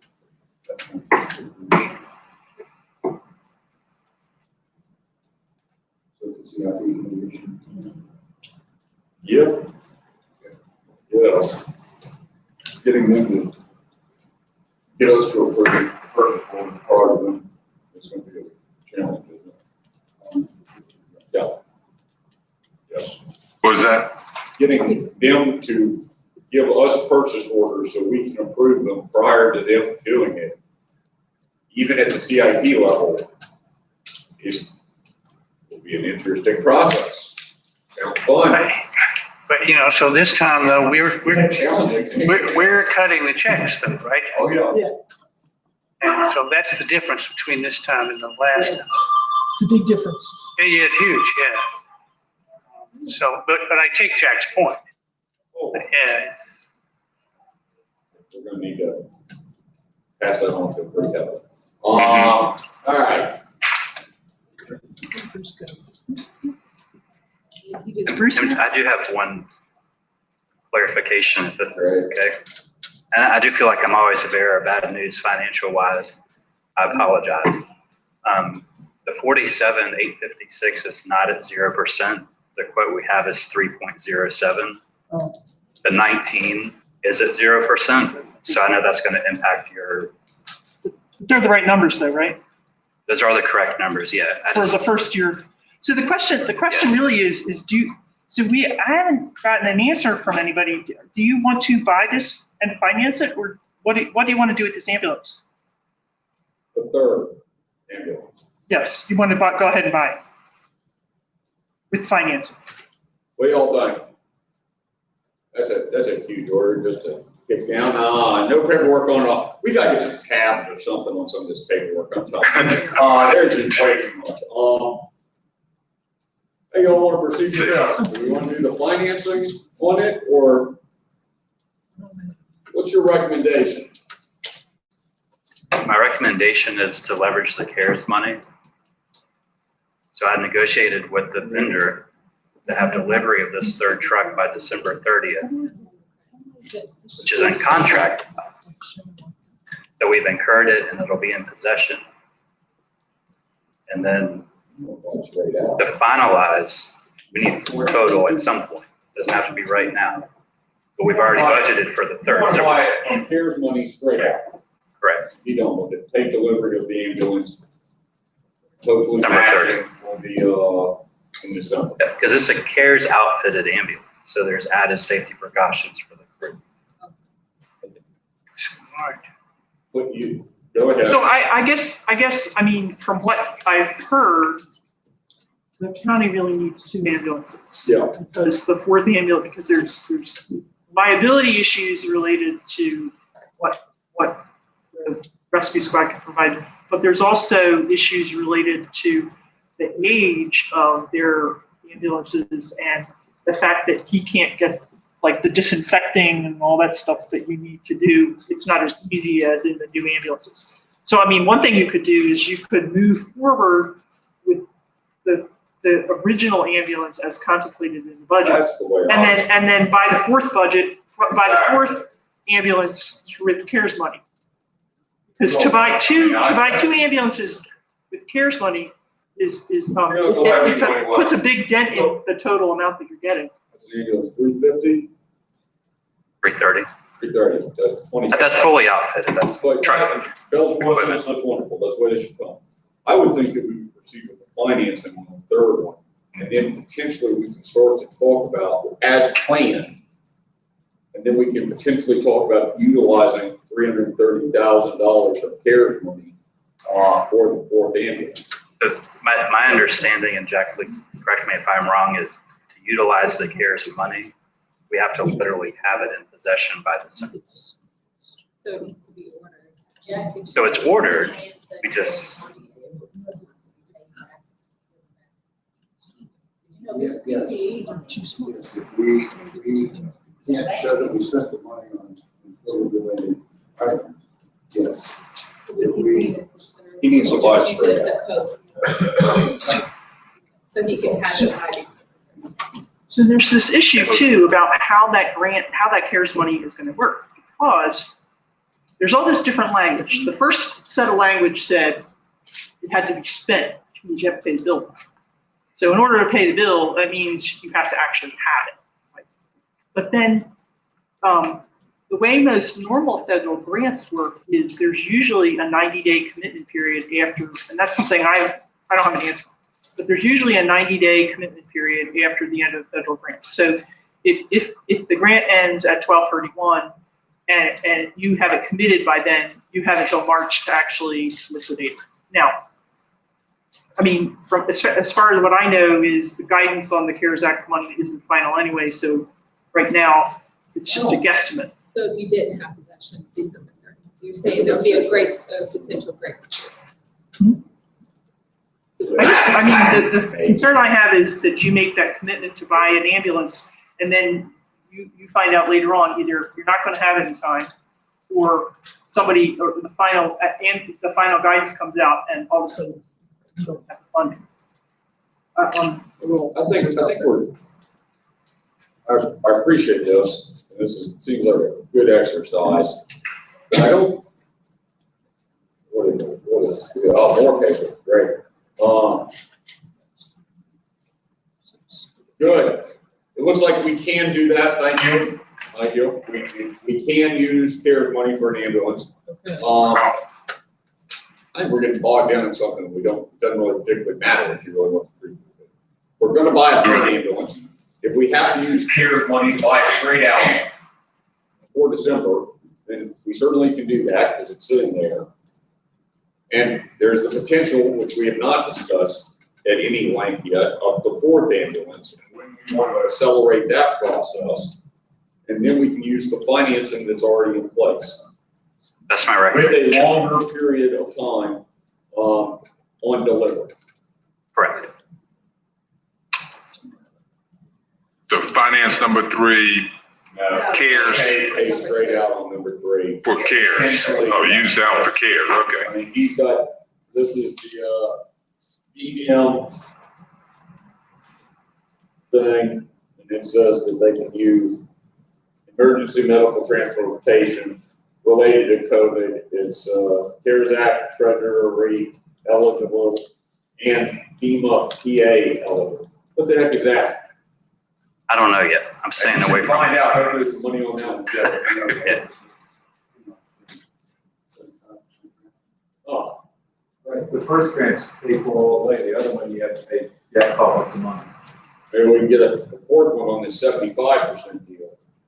And we only have to pay, what, 25%? Is that the way this is reading out?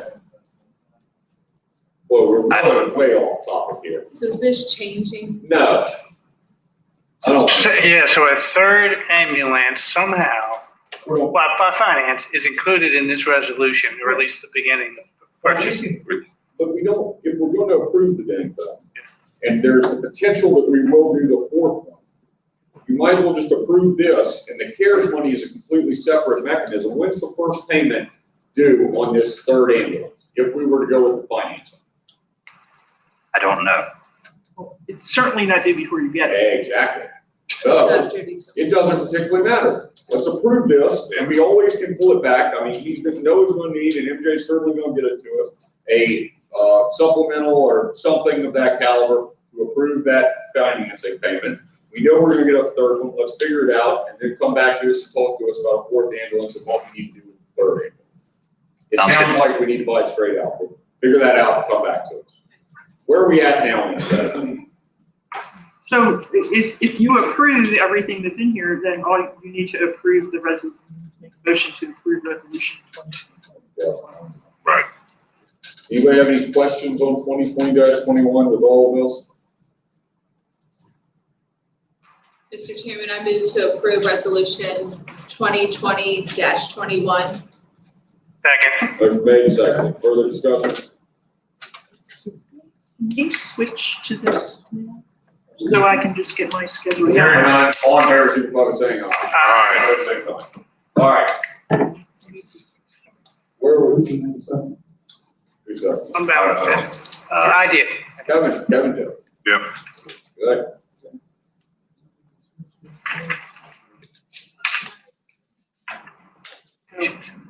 I want to walk you through the schedule that I put together. So we have to. Which schedule and what is it? It is this, okay, so now there are my big legal my large legal schedule that looks like this, that has color on it. Oh. Okay. So, You're our tech guy. so, What was that? I'm telling you. All okay, right, go ahead. so we're just gonna leave it up there like that. This, I was asked to, obviously you have to assign fund balances at the end of the year. And before you can do that, I have to come up with estimates of what the fund balances are gonna actually be. So if you look at column D starts out at your ending balances and fund balance at 2019. You had a total of 16,503,000 in fund balance. I'm not gonna walk through the differences. I'm not gonna talk about column F. I am gonna talk about column H. Column H, if you look at the 1,077,000, that's what the FY20 budget says. You needed to use that much fund balance in order to balance your budget. So what I'm saying is, I think you're gonna come out 750,000 positive. You may come out a little bit more than that. I'm not putting myself out there to make any commitment on that. Also, what happens is the $115,000 that we have as in the debt reserve account associated with the 2017 refinancing, that frees up. So that gives you a little bit more fund balance. You used $20,000 in the tourism restricted fund balance to make the down payment on our long-term lease to own. So what that means is, a combination of all those things is, you still have a net drag on your fund balance related to your FY20 budget of 462,000. So it is true that you're going to come out positive to budget. It's not true. I don't know that you are going to be positive. So you're probably going to use fund balance. Okay. The next column is, and I don't want to get into is what I'm saying. I think you will spend in capital projects for the year, which is $2.5 million. There's detail that I provided you. You can look at that. Next column is your debt proceeds that we're going to get on Friday. We will receive $16.5 million in debt proceeds. That becomes part of your fund balance, but it's restricted. Okay? The next column is, if you recall, here's the 1,975,000 I said you're going to reimburse yourself for. But of that 1,975,000, Davenport has said they want to take 1,242,000 and use it to set up a debt service stabilization. So what ends up happening, flowing back into your unassigned fund balance, is $732,000. Okay, now for the really good one. Okay, so the column P, I wanna focus on the big number, the 2,302,000. Davenport has said, ideally, you should always keep at least $2 million. This is what they told me.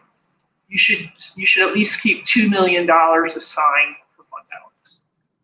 I mean, for capital projects.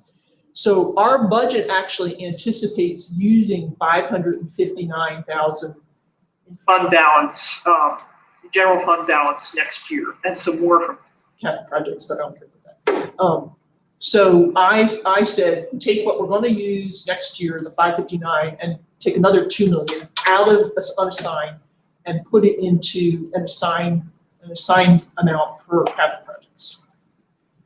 Tourism, you don't need to do anything with that.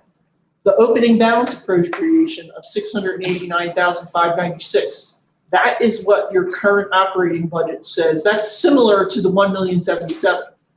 That's what your current that's the deficit built into the FY21 budget. So you got to beat that in order to be positive. Okay. Budget state. The 840 is budget stabilization reserve. That's just the Davenport wants to get rid of the EMS reserve and the CSA stabilization reserve, so I moved that into that number. The 1,242,000, you know what's in that.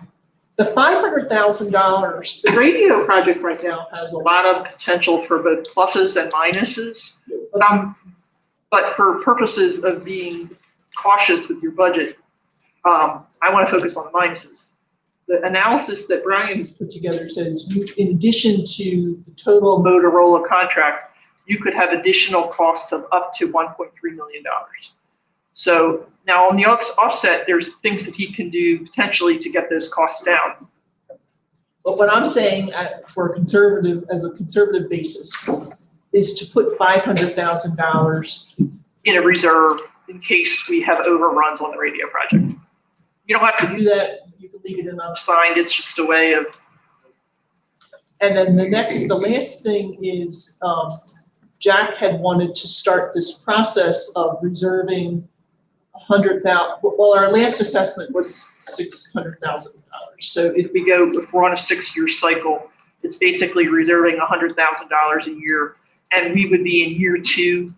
So this puts $200,000 into a reserve for the 2025 cycle. So so I'm just going to go. So once you look at all those numbers, the same numbers on the big schedule.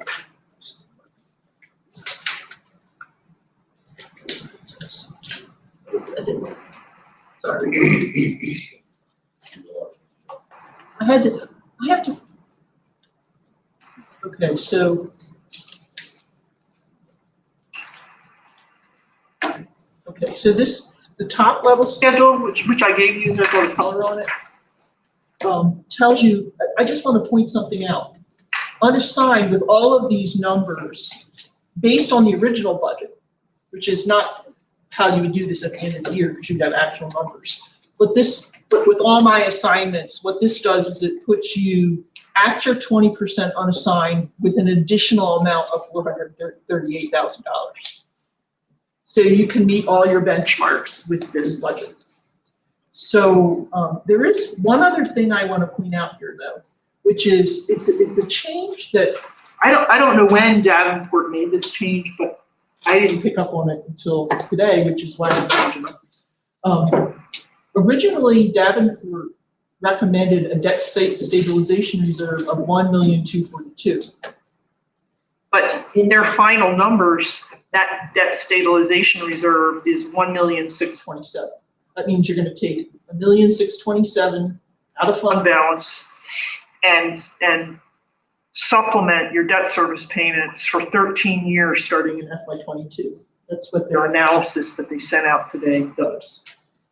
The way you get the additional $384,000 that they want to put in the debt stabilization reserve is that there's actually, that's the savings between what is in our original budget for debt service next year and what we're actually going to pay. So next year, we're going to have to put another $384,000 in this debt stabilization reserve, and then we'll start burning that down in FY22. Does anybody have any questions? So basically, so what you need to assign on the schedule is all the yellow things. You still got $1,242,000 in there. Right. Why don't you have the $1,627,000? Because the additional 384 is going to come from the next year. FY21 budget.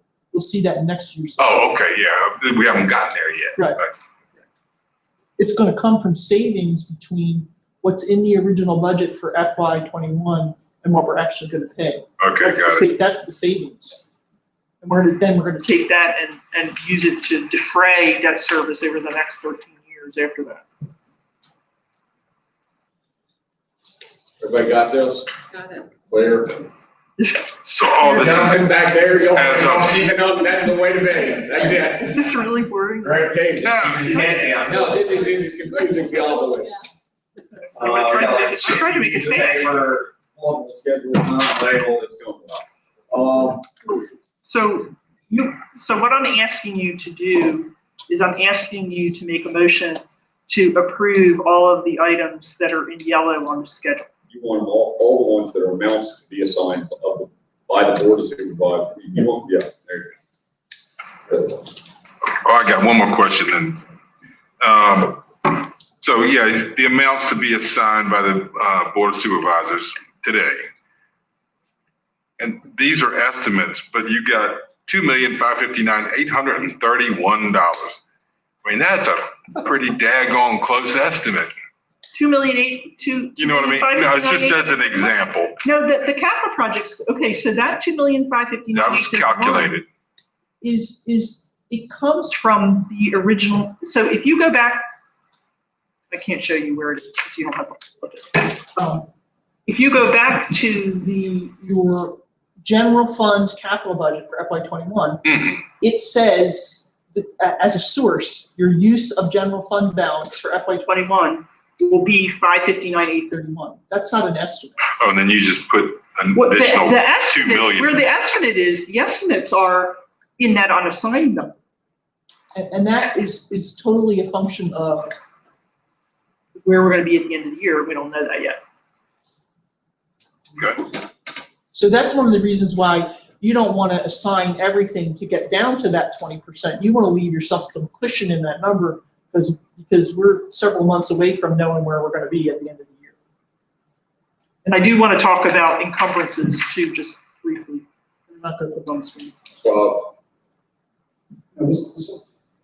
Now, I'm butchering the accounting, what you're doing is you're budgeting your savings, which is a good exercise. And it helps address this issue if you have so much money in the account in cash for these projects. That's the source of where we started on this exercise to this degree. One issue that you might be aware of is that this idea of the stabilization reserve came about during the time before we talked about, we were serious about refinancing existing debt. So if you look at the data for cash flow payments, it is very low. So what we're doing here is we're taking any savings and paying that debt for the next few years. So something that we run out and we're steps. That makes sense. So there's the stabilization fund concept came back when we thought we were going to have much higher debt payments for the next 5 years, maybe. Way back, and then we're going to level. So what this does is this is the analysis that's in out. What this 1.242 million plus the additional amount they want next year. What that does is it allows you to pay for all of this increased debt service with a 1 penny tax increase in 2022. That's the other side of this. I thought it was 1/1 versus That's 0 to 1. But 2023 was the next tax increase. Yeah. Oh, I guess so. Yeah, and this is just it. Yes. All right. So. Yes. We need to. We need to assign these amounts that are in yellow presented on the projected fund balances tonight. Yes, sir, Mr. Chairman, I move to approve the fund balance designations as proposed by staff. Second. Motion made and seconded. Further discussion? Hearing none, all in favor, signify by saying aye. Aye. Opposed, same sign. Okay, so one other thing I was asked to do, and I'm not going to put this, is I was asked to come up with estimated FY '21 year, and you actually need things. This is this page. It's a single page. The one that says estimated FY '20 year-end encumbrances. Yeah, so you can't actually figure out what the numbers are right now. Because you can't figure that out. You don't know what the numbers are until after the end of the year. In a lot of cases, we haven't been billed for June yet, so I can't tell you what the encumbrances are. So and this actually, I mean, I had David Foley research this several years ago. And I can give you accounting notation for this. The only thing that the literature requires you to do is to make a motion approving, I have the language. You have to approve the process to say you're going to encumber outstanding commitments before the end of the year. So you have to make that motion today. You don't need to actually define what those amounts are, because you can't, because we don't know what they are. So, but before you make that motion, I just wanted to, I have run through where I think some of the encumbrances are going to be. A lot of these things don't reflect, they reflect payments through May. In the general fund, the biggest thing, which Cardi asked about before, besides the cars, the sheriff, is there's still $37,000 outstanding on the collection and evaluation contract. And the sheriff has not bought his vehicles yet, or he doesn't have them. So that's 100. They're gonna be delivered, those 7. As long as he has them ordered, we can. I'm not gonna go through all this, but on the school capital projects, there's gonna be about 133,000 that, we're gonna probably have to, and these are non-primary school projects. That's probably gonna have to be encumbered. And then there's other things that we'll have to appropriate carry forwards for. One is the E911 Next Gen project. The offset to that is not fund balance, it's grant revenue. So it's an adjustment we have to make, but you don't require encumbered fund balance. On the admin building, on the public radio, on the primary school, all of that money will be coming out of the line item, that 14,525,000 that's up there. It's coming out of that line item. It's restricted debt proceeds for capital projects. So you don't have to encumber those amounts because they're already designated inside of fund balance. None of these encumbrances will change my target unassigned because for the most part, I've assumed that they were already, in these projections, I assume they were already spent.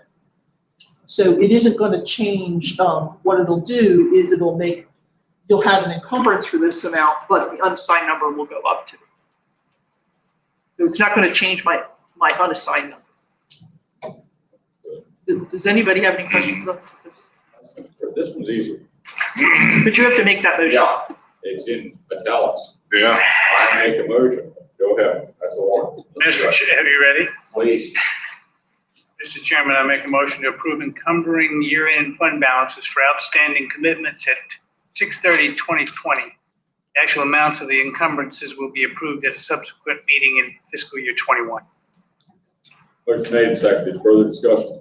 Hearing none, all in favor, signify by saying aye.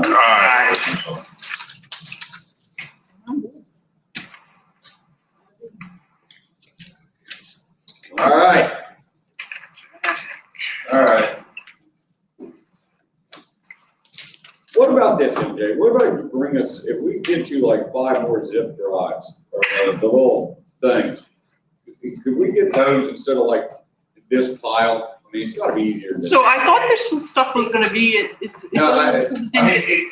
We know that you've got time limitations and getting them to us early, that's not, I don't know. yeah, this was a pretty significant amount of work. Yeah, And in the middle of this, I also had to work a lot on that loan closing, and I was also working on Think IT.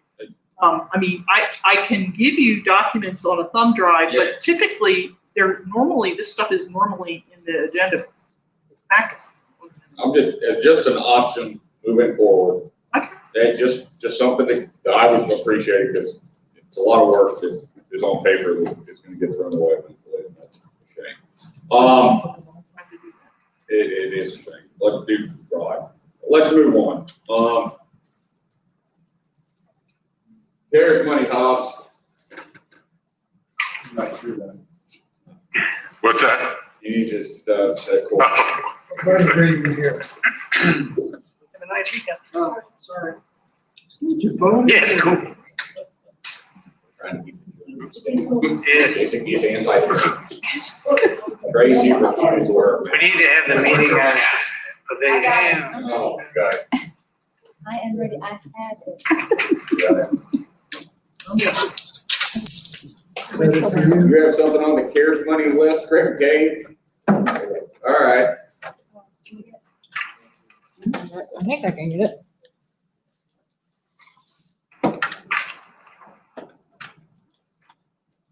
What we have for you this evening is I guess some material that might support the discussion. This is very preliminary. I want to walk through some special chunk, get everybody in the right frame of mind for this CARES Act money. Not ready for this evening. Just we asked that we talked about this a little bit. A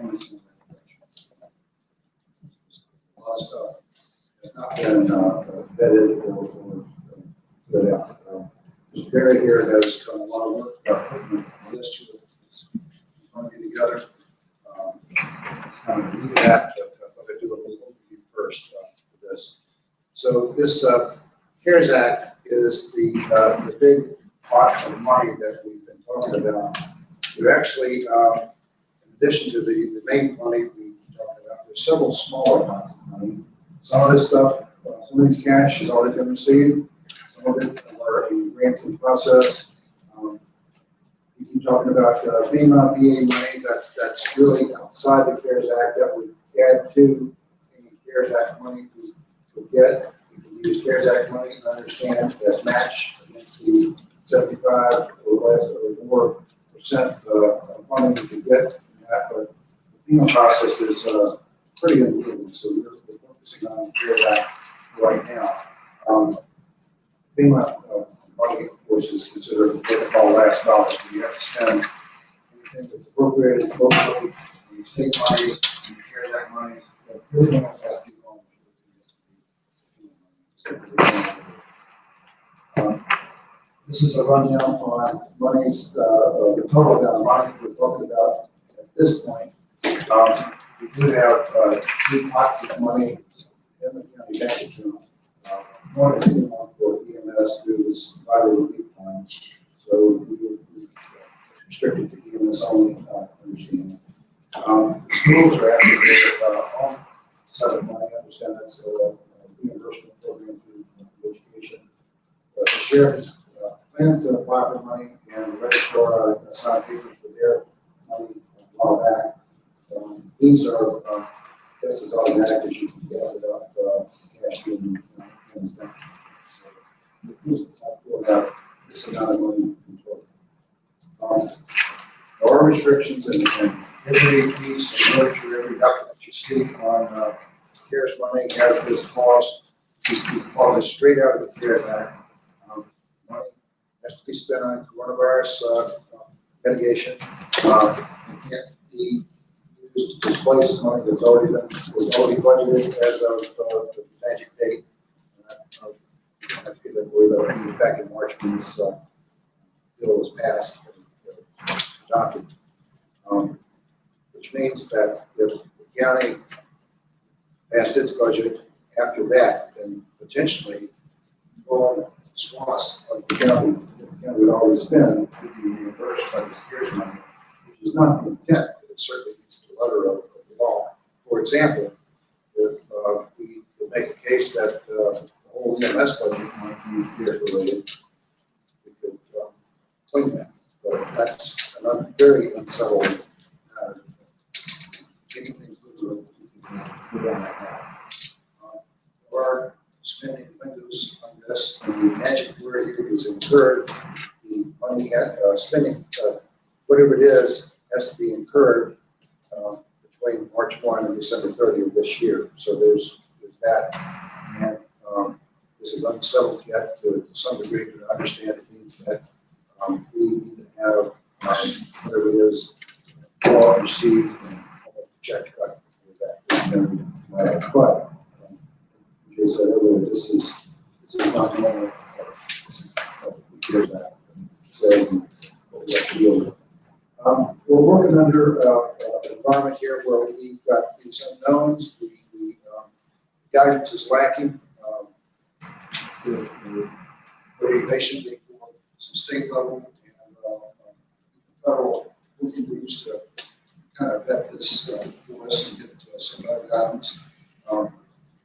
We do need to talk about this idea that if there are earmarked lots of money for the sheriff of the schools, we need to ask these, I guess you'd say, sub-county agencies to spend those funds first because they are more restricted before we in general restrictions. Right idea, and this is very much an issue. They say clearly that the money can't be used to cover county revenue shortfalls, which is probably going to be a significant county issue for the next fiscal year. Other folks are working on that. That might get some relief, but we I guess another factor that plays into this to some degree is the state legislature supposed to this, potential additional cuts on this, if they find money, they may pass it out. So that's all in play as we go through this. There are some things that are clear. I mean, there's a list of things that we can spend money on, and everybody agrees that we can allocate money to. And those are real good. Always gotten some of this ambulance business. Some of this is play. This is articulated in some of the guidance that the agencies that issue the money put out. So we do have this. One thing I might suggest to the board that you look at this money in the form of tiers. I mean, we spent money already, so this is not exactly a spend money type of exercise. Monies that have been spent here before, not directly been approved by the supervisors, have been taken out of budgets. So Noah says he spent $13,000 on acquisition, PPE, and all that. That's money gone. So if we can claim those expenses against this funding, then that money more or less goes to the counties. How much pre-existing? I mean, are we still somewhere around 30K of pre-existing purchases? Rough number. I mean, is that roughly where we're at, or nobody really knows? There's a couple I mean, the Why list. don't I continue before we get into that? Yeah. Okay, so the next layer might be this idea of what's obvious. And if the board comes to the conclusion that we don't buy this ambulance, then let's go ahead and say that and move on. There's some things going on at the court that the judge might order us to do some things that are benefit the courtroom. Certainly we'll have to do that. We running some extra PPE and sanitation supplies for this coming year, so you're not going to see that would be a good idea. Noah's got the idea that we use about like for respirators. So these are obvious kinds of things. So that would be a second fact. We might talk about monies the county would spend anyway, in claiming those expenses against this. Concept that we've got is that any additional transfer station costs, people are staying at home, they're not closets, making more trash, eating all this kind of stuff. You're getting more garbage at the landfill, and the county has to pay per ton for that. So if we can find good numbers that demonstrate the extra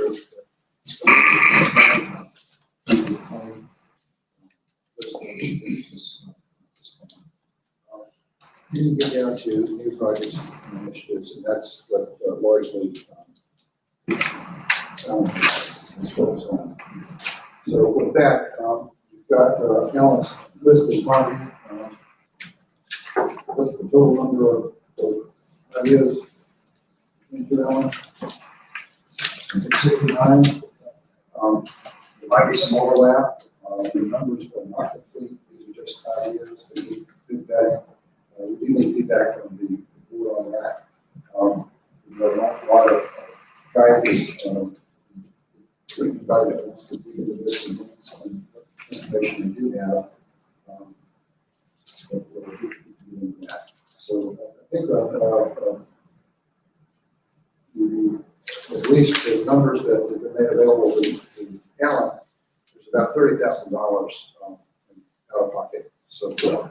So we need to go back here and vet this and make some official lists and of course assign it to clients.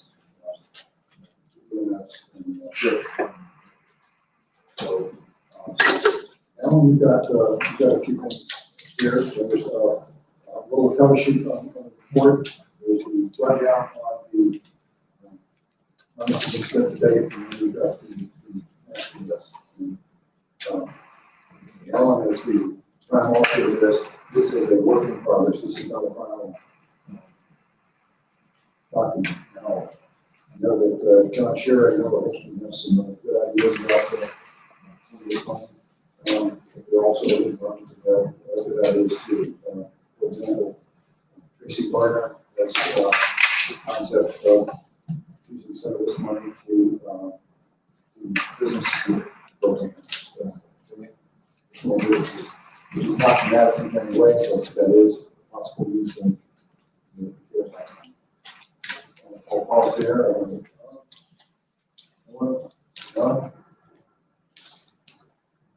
I had a couple things here. Number one, the way that we've accounted for this money, I guess maybe I should ask you, we have a separate fund set up for this because Stephanie wanted to keep track of this separately. So we have created a separate fund called Fund 14. It's basically called a special revenue account. All of the revenue that we've gotten to date is sitting in this new fund.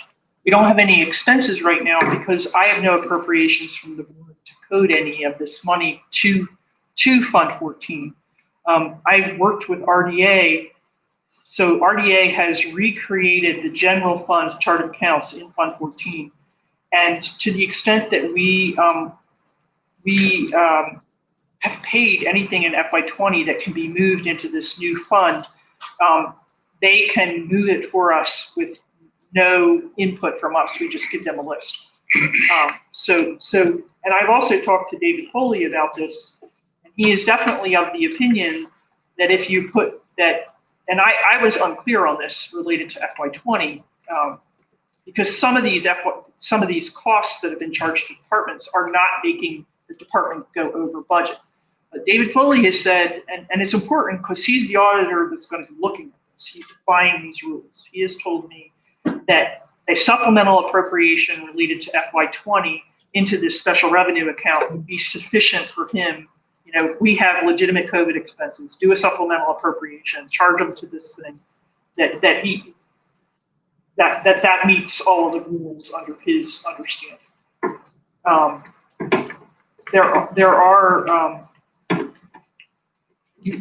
You only have until the end of August to do supplemental appropriations for FY20, which now means you have 3 meetings. You have 3 meetings left to figure out what you're going to charge to FY20 for this. The other thing I can tell you, I get copied on all of the emails that go back on big things. They go back and forth between local finance directors and every neighboring county that has appropriated this has had a public hearing on it because it's over $1 million. It hits our 1%. So I think, like, even if you were to try to appropriate this in pieces, I don't know how you get around having a public hearing on spending $1.2 million. So that puts another dent into your budget, into your time frame on how to figure all of this out. Because now you have to have a public hearing before you can do anything, before you can appropriate. Public hearing is the easy part, figuring that all out. But it's a time that Yeah. like we're getting Oh, to yeah. the point. We're getting into where some of the stuff you have to look at. Can you get these projects done? You know, if you don't appropriate until August, then you basically have 4 months to get everything done. And then the question is, can you get it done? Because then if you can't get it done, then you have to get the money back. So my original idea was, and there are some costs, so the costs that were captured in this list for FY20 are primarily things that came through either the Sheriff's Department or EMS. We have other costs that are legitimate CARES expenses in FY20, and they relate to costs that we've paid for remote working, and they also So they need to be forwarded to electronic. Alan so we can put them on the list. Nobody asked me for it. So I can get those numbers. I have not had time to work on this. So everything needs to go to Alan that is requested. That's part of We have this. we have no prospective requests. What I have are things that have already been spent. I don't have any additional requests. There's also, I can tell you, there's money that the registrar is getting.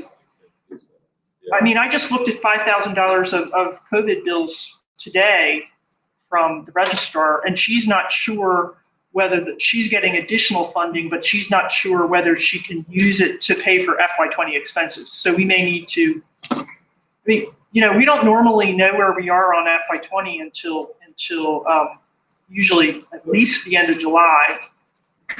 The problem that we're running into, we want to use up some of these different funds that are more restricted.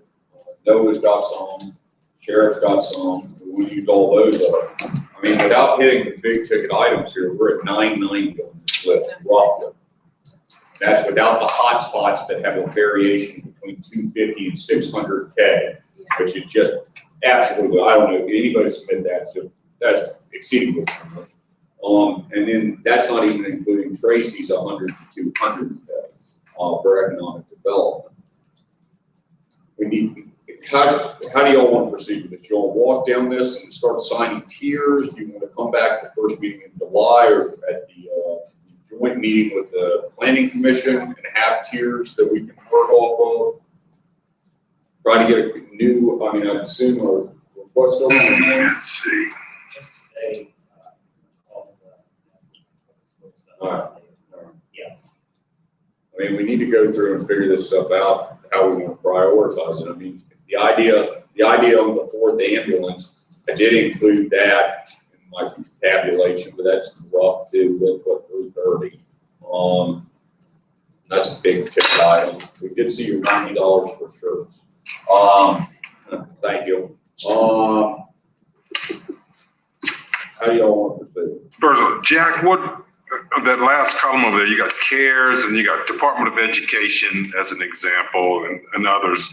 So Department of Education, that's still under this $1.2 million umbrella? Or is that yet? That's a separate one. It's from the Department of Education. So it's separate from CARES. Good gosh. I guess the assumption is that if that money could be spent, school funding, we would. So that's, it can be aside from those, side funds that they're getting grants for, then we would shade it that way. Well, so we got the ambulance under Department of Education. That's just a mistake. It's under, if that is under that, it's not. I mean, basically, Just a mistake, okay. The whole front where it says Department of Education, none of that goes under Department of Education. No, it's all the second. Okay, that's fine. I just want to make sure I understand. And they've got, the schools have got about 330K roughly. I think they're somewhere right around 330, 340 that they've gotten, but we can't, and I'd assume some of this stuff that's on their, the fourth page of this, third page, excuse me. I would assume some of that can be covered in their money.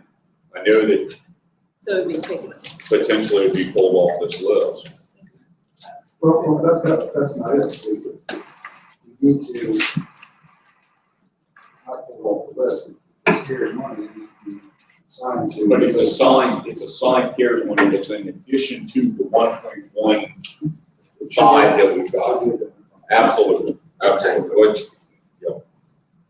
Sir? I was just gonna say, is there a way to account for these different pots of money and have people show you where they've spent this before they ask for that, so that you know that that's off the table? Not saying it needs to be on the list, but it's just more of a way to account for So, these different. are you asking about what's already been spent? That can be on there too. Part of it. It's Yeah, just so breaking it that's, down so to say, that, hey, where's I this mean, money gone? And I had anticipated bringing this to the board in the first meeting in July, just because I knew I can't do this. I can't do this at the end of the year. I have too much other stuff to do. We do have I think there's some differences between what Alan has and what our records indicate, because at some point, department heads, they were keeping their internal records before they started sending Candace stuff. So in some cases, I think like with EMS might have a higher number than we have. In other cases, I mean, we just paid bills today, and I must have looked at between $5,000 and $7,000 worth of CARES bills, which I know aren't on here. And then there are other things that are, I mean, I know that we have had previous we have, data processing has had a lot of costs, probably in the range between 5 and 7, and so has the registrar. That's just my. So I guess one of the concerns I have is that we're kind of new. We're a long ways away from December, and we don't. Right now, it looks pretty positive. Like, maybe this thing is not going to come back in the fall. But if it does, we potentially could have the same kind of costs. We could have the same PPE and cleaning costs. We need to be doing pre-existing purchases that are assigned to CARES. We need to take that directly off the top. We need to figure out what all these other pots of money are that are restricted. And then we can start whittling this down and figuring out what we can spend and what we have to spend. And if we can offer some of these programs to offer small businesses some potential revenue, and then going into some of these other things that are on here. I mean, it seems crazy that we know we have $1.156 million.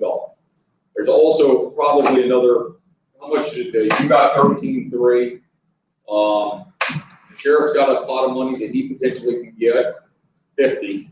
So I mean, we're starting to rack up a pretty big pot, and we need to know what that total pot is so that we can see exactly how we start breaking down what we actually do have to offer. I'd assume PPE going into the upcoming fall, we can work off of the pre-existing ordered numbers on a monthly basis and kind of go off of that. Is that not right? John Sheriff? Even if you, I guess I'm a little bit confused. The whole idea of this is to, if we do get another surge in the fall and you've spent your money on a COVID ambulance, you've spent your money on separation of your dispatchers, then we've done the purpose of that money is we've applied it properly, and quite frankly, some of this stuff is a no-brainer in my idea for CARES money. Others looks like a stretch. Obviously, you guys are going to have to be the bearer of bad news to some people, and I apologize. Well, actually, I don't make any apologize. I don't apologize for being pro first responder safety. So that's just my game. But obviously, other people have interest in this pot of money too. But for the CARES Act, it seems like there's just some of it here just a no-brainer, because if it does for future viruses, we've already been proactive with spending those funds. What's the chances that we can nail down some of these other possible restrictions to go with it, or realistic yeses on restrictions to go with it? We can give them the I never put a status in this. We can do that and start maybe this is Yeah. I mean, what was here. We do need to do the definitive fiscal year 20, what we spend. Just whatever it is, what we need to do to get that straight. But then I think my sense is maybe at the next board meeting, come up with a list of, okay, here's some obvious names that you just turn that course and be done with it. And obviously, if we're talking over $1 million, we do need to have a budget on that. And we can live with that schedule. That's those are all mechanical things. The bigger swaths of things are things like if you like the idea of purchasing this this money, or get that done for you. If you are willing to strongly consider a small business assistance program, it's to Tracy, keep developing that. And I guess my idea is that we might ask the folks in the IDA to help shape that. We need some help, how much money we're talking about, what the goals are, things like that, because we're not. Not waste, some of it on there, like spending money like a pumpkin That is the big concern. I mean, and you've got a big pot of money, and that's essentially where we're going here, is just going along, and just spend it because we've got it, which is stupid. I don't like it. And we need metrics also to quantify how we give the private sector money if we can. Are we all good on the fourth ambulance? Mm-hmm. Is everybody going home on that? Oh, yeah, that's, That's not upside this. There you go. Fourth ambulance, that one's big ticket item, there you go. What do you got, MJ? So, I don't know, I mean, maybe I need to talk to the auditors and maybe Sean can give us an opinion on this. But basically, you're gonna need an appropriation for both FY20 and FY21. This money is, some of it we're gonna use inside of our FY20 calendar year, and some of it's gonna be in our FY21 year. So if possible, if we could do an appropriation, in the, I would really like to get the number nailed down for what we've already spent and get that a supplemental appropriation for FY20. And assuming we can, for FY21, we'll have to have a public hearing. But I don't know how you have a public hearing. I don't know how you have a public hearing when you're on 2 different fiscal years. I don't know how that would work. No, I mean, the criteria has to. Could we go ahead, could you work on getting language prepared for us for doing, and I'm worried about saying August 5th, or August, excuse me. All right, it'd be August 11th will be our first. I'm kind of skeptical if we can get all this together by then. I'm thinking we probably have to do the second meeting in August, which would be August 25th. But that gives you a big window of time to get the thing, and then all we have to do is add a number into it. That a proactive approach? We can do that, this is just blank for the public hearing itself. Yes, if we've got $500 million. I mean, I think that's on that side. We need to know what we've already spent. We need to know what the pots of money are. I mean, if it's 50 at the sheriff, I assume you're probably qualified for some more money somewhere. Not going to be great. We gave you your money. And anybody else that's got it, and then we can start figuring out based on a total number of how we define this, and we can figure out how to apply it to us. Is there any way we could potentially get this list of pot of money so we could be ready on is next Wednesday at the planning meeting, would that be a time that we could at least have something in place so that we can talk about this in a more educated way on the 7th?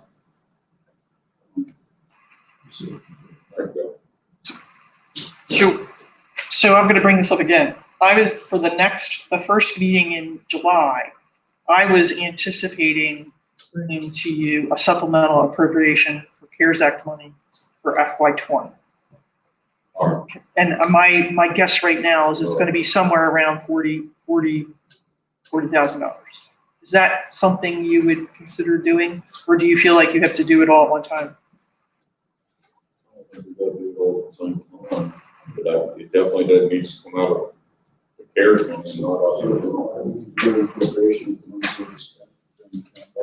Because you have to, because in order to be able to utilize it, you have to move it into a separate fund and you need a supplemental appropriation. This is per, that's right, but you, right, yeah. And they will. And funding on that order wouldn't require a public hearing? Well, that's the question is can you carve out the FY20 piece and just say, we already spent it? It's one, that's the way I would do it. I mean, what are we playing this thing out? I'd rather, as we know we have it, that we can kind of move it into making sure we're reimbursed. I think that's how I think of it. Yeah. I got this last week from him. You absolutely have to do a supplemental appropriation. So bring us a supplemental on pre-existing stuff. But that won't be all of FY20 because we won't know where we are on FY '20 until probably the end of July. I will do that. What else do we need? Well, yeah, that's what I was, so all the money spent in FY '20 on COVID stuff, you'll know that by our first meeting in July? There's No, I trailing costs. But I would like to get it moved. Get as much done as you can. Yeah, I'd rather not, there's a lot of legwork I mean, I don't want to go and bore everyone to tears about the work involved in moving, $100 invoices to a different fund, but there's a lot of. Yeah, sure. I mean, there will be some tailored costs, but we'll capture the majority of it prior to. And just let the other, what's left, just let it go. No, or we can use more of it. You can do a holdback, I guess. You could see where you are as of July 12th, and we could talk to people and ask them. I think the biggest concern would be the credit, what's coming through on credit cards. Right. Okay. See what you can get. We could put together a list and circulate it to departments and say, is there anything else that's of that's missing? All right, MJ's gonna get that for the next meeting. What else do we want to break this down so we can understand CARES request easier? Anything else we need? No. Yes, so with Alan over there, he's gonna be the czar. Star is better. Anytime you use that. And you're gonna figure out all the other funds. Potential funds that are available. There you go. Terrific. All right. Anything else we need on this? It's important we do this the right way. I'm sorry. I mean, it's a lot of money and I hit the nail right on the head. Mike Fisher's hammering me on, or is it gonna be transparent to the citizens? Oh, yeah. Well, that's the mayor of Uno. We need to be transparent. All right. Anything else on that one? All right, information and correspondence. Mr. Hobbs. Yes, it's not, CARES money, and it is related to the pandemic, but, came to Wells, so the building official, was able to get a $2,000 grant to, buy iPads, and the reason for that is because the state, can't have people up to the training academy until we have extra money, so it could be processing passport people in the district. You're all aware that Ms. Fry is out on she's doing well. Someone you talk to her. She did a good surgery. One thing I will tell the board that I plan to do is we have this issue with food leave time. And you might know that we have this carryover. $650 for most folks. But because of the pandemic, the public safety folks, and that's sheriff's department, the EMS folks, and the dispatchers, not be able to take the lead time because we would only let alone the fact that you do take leave because all the destinations are closed. So this is something of an issue. And to add insult to injury, an extra holiday was created on June 19th. Which is policy and but all these schedules have already been set, so there's folks that have such a holiday that you couldn't take. So what I plan to do, and assuming the board doesn't want to pay out the leave time that would otherwise be really cost, is authorize an extension of our use of policy for holiday and with the intersection. So that would encourage everybody to take the leave, but not until this time next year, which hopefully some problems. Give some relief to that. Ask folks to get their time off the books by the end of September.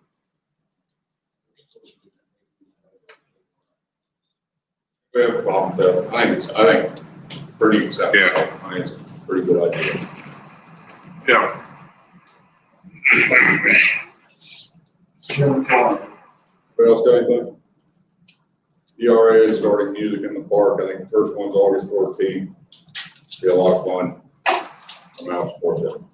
Anybody else got anything? I have just one comment. So they didn't get the supportive documentation? They didn't get the other documentation that was submitted along with this? Okay, Too much detail. okay, because I've already gotten the. Just have to do with the shelf. I don't have, The shelf. the shelf doesn't need, You were really good on the shelf. You do have metrics? I do have metric possible tenants. And also, we had discussed with a couple of members of the IDA, using a company in Charlottesville, we did it, Community Investment Collaboration. They actually put something on the county portal. They score the grants, so it wouldn't be, so that would make it easier. But to John Shear's point, first responders, ambulances, everything trumps this, obviously. Yeah.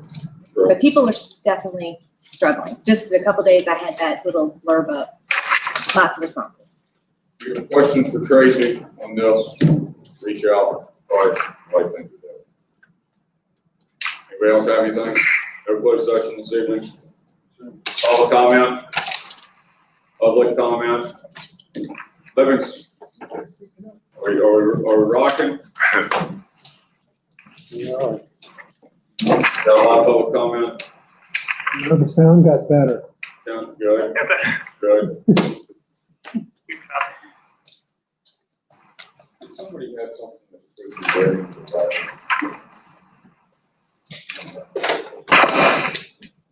We got DEC, did he have? Oh, that's next week. Yes, excuse me. That's DC. All right, let's play the board. Mr. Chairman, I move to adjourn. Second. Motion made, second, further discussion. Hearing none, all in favor, signify by saying aye.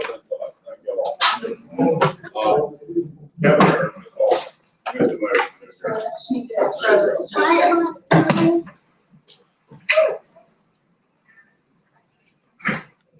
It's like my charger, please.